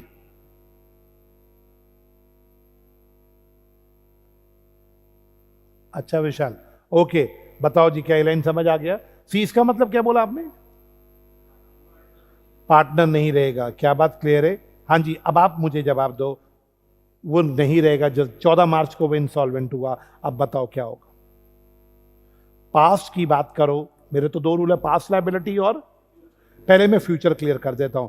मेरा लॉ मेकर कहता है फर्म इज नॉट, देखो firm is not dissolved by the adjudication of partner, firm अभी भी चल रहा है। Estate of the partner adjudicated is not liable for any act of the firm and firm is not liable for any act of the after the date of, यानी future के लिए liability नहीं होगी। रिपीट, पहले past की बात नहीं कर रहे, पहले किसकी बात लिखी है? जिस दिन कोई इंसॉल्वेंट हुआ वो फ्यूचर के लिए लायबल नहीं होगा, वो कुछ करेगा, फर्म लायबल नहीं होगा, फर्म कुछ करेगा। यहां पब्लिक नोटिस जरूरी नहीं है क्योंकि कोर्ट का ऑर्डर ही पब्लिक नोटिस का काम कर देगा। क्या बात क्लियर? फ्यूचर का रूल क्लियर है, फ्यूचर के लिए वो लायबल, वो कुछ करेगा, फर्म लायबल नहीं है, फर्म कुछ करेगा। क्यों नहीं लायबल? पब्लिक नोटिस देना पड़ेगा या कोर्ट का ऑर्डर ही पब्लिक नोटिस का काम कर देगा। लेकिन अब पास्ट के लिए क्या रूल होगा? बेटा कोई इंसॉल्वेंट हो गया तो मेरा डाउट, इसका मतलब क्या है? उस बेचारे का हाल सोचना है। मिस्टर सी इंसॉल्वेंट हो गए, उनके अपने एसेट 5 करोड़ के थे और उनकी अपनी लायबिलिटीज ही 7 करोड़ की थी, उनकी अपनी लायबिलिटी मिस्टर ए की, तभी तो वो इंसॉल्वेंट हुए होंगे। मिस्टर सी, उनके अपने एसेट 5 करोड़ के और उनकी अपनी लायबिलिटीज। अब उनका जब कोई इंसॉल्वेंट होता है ना, सी इंसॉल्वेंट हुआ, सी का रिसीवर होगा, ऑफिशियल रिसीवर, वो सी को बोलेगा और कोई लायबिलिटी तो नहीं है ना तेरी।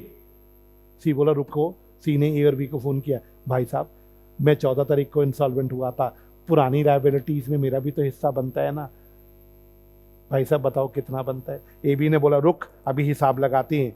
ए और बी ने बोला फर्म के टोटल क्रेडिटर्स हैं 6 करोड़ के, हम 3 पार्टनर हैं, तीनों में कितना कितना बटेगा बेटा? 2-2 करोड़। सी ने बोला okay sir, thank you. Official receiver साहब, मेरी फर्म की भी लायबिलिटी है 2 करोड़ की, मुझे फर्म को भी 2 करोड़ देना है। ऑफिशियल रिसीवर ने कहा 7 तेरी अपनी है, फर्म की 2 हैं, ये तो कितनी हो गई? 9 करोड़। चलो इसको 5 की जगह 4.5 करोड़ कर देते, कैलकुलेशन आसान हो जाएगी, है ना। अब आप बताओ, ऑफिशियल रिसीवर कहेगा ठीक है 50 पैसा इन रुपये दे दो सबको, सबको आधा आधा दे दो, तेरे अपने क्रेडिटर को 3.5 करोड़ दे दे और फर्म के क्रेडिटर्स को कितना दे दे? 1 करोड़। वो ए और बी को फोन करके बोलेगा जी मेरे पास जो बचा उसमें मेरे ऑफिशियल रिसीवर ने कितना पैसा भेजा है, सिर्फ ये पकड़िए 1 करोड़। लेकिन नॉलेज के लिए अब सेकंड बात तुम बताओगे। ऑफिशियल रिसीवर ने फोन किया, सी से फोन लेके बोला ए बी को, हाँ इसकी लायबिलिटी 2 करोड़ की बनती थी, इसके सारे एसेट बेच दिए, बेचने लगे हैं, बेचनी थी बेचने लगे हैं।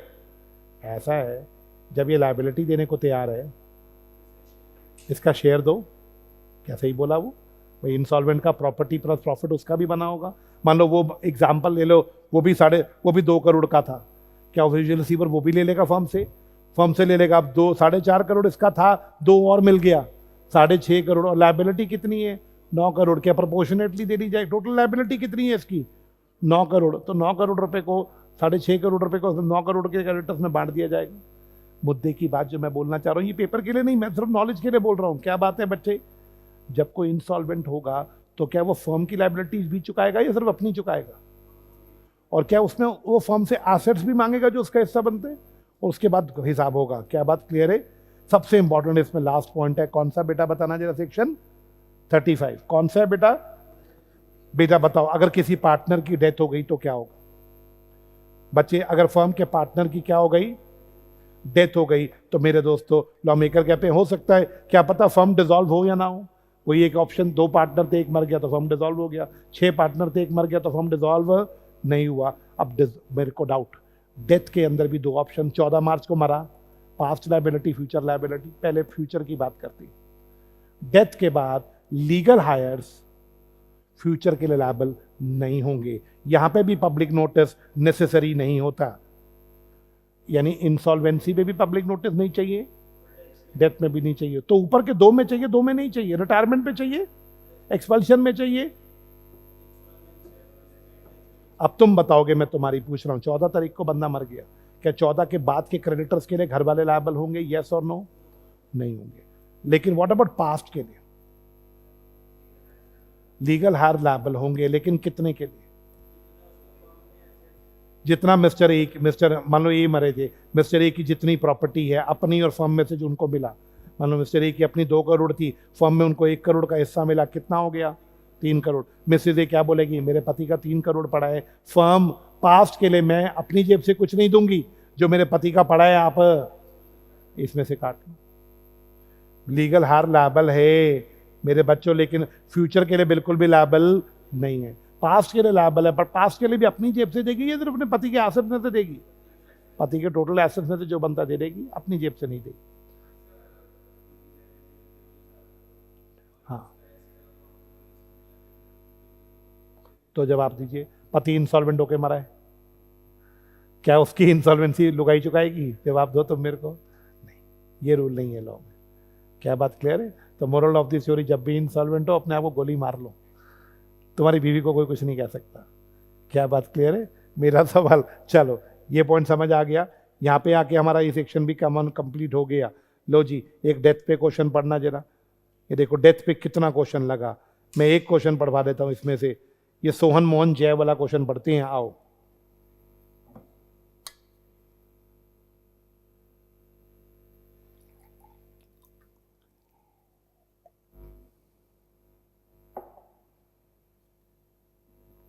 बेटा हुआ क्या, डेथ से पहले ना, डेथ से पहले फर्नीचर का ऑर्डर दिया गया था, बट फर्नीचर की डिलीवरी डेथ के बाद हुई है।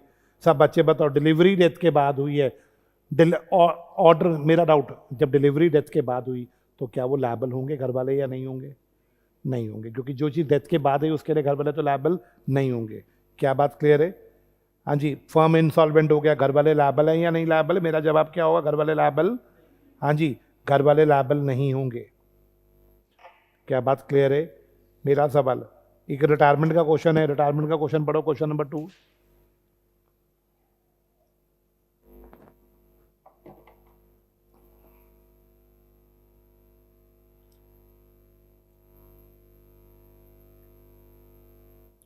ये मिक्स क्वेश्चन है, रिटायरमेंट प्लस एस्टॉपल का क्वेश्चन है।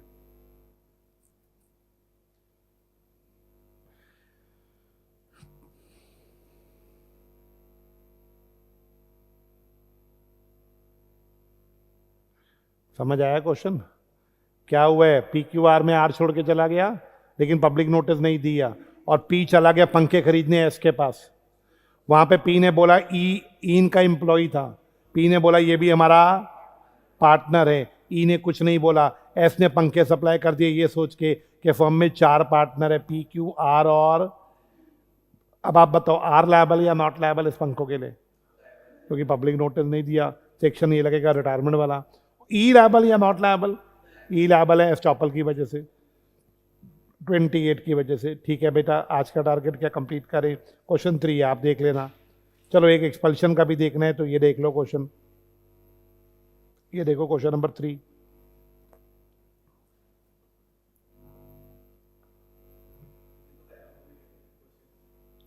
ये क्वेश्चन, ये सारे आए हुए क्वेश्चन है बेटा।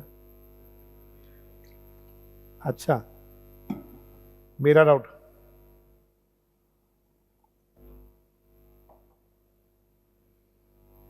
औरतों की लड़ाई हुई है, एक औरत ने अपने पति को मनाया कि इसको निकाल दो।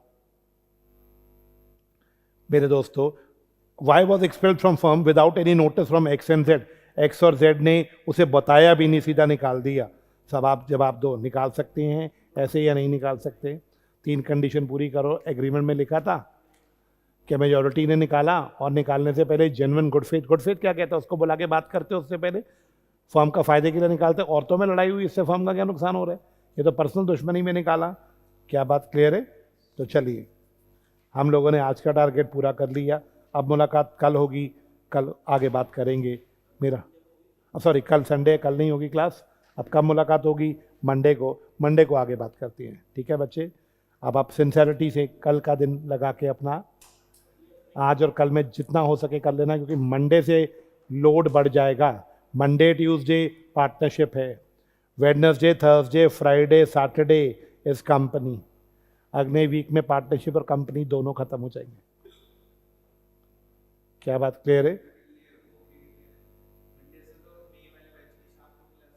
हाँ, तो आप मई वाले बैच में बैठिए ना। ये फास्टैग बैच 3:30 से 5:30 में होता है, ये भी चलता रहेगा। ये फास्टैग चल रहा है लॉ के बच्चों के लिए, वो चल रहा है ओवरऑल बच्चों के लिए। वो फास्टैग नहीं है, वो रेगुलर बैच है। क्लियर है? चलो मिलते हैं बेटा नेक्स्ट क्लास में आपको। हाँ जी, आप भेज देना विशाल, मैं चेक कर लूँगा डाउट्स बेटा। बाय आज के लिए सबको। कल आगे बात करते हैं, बाय।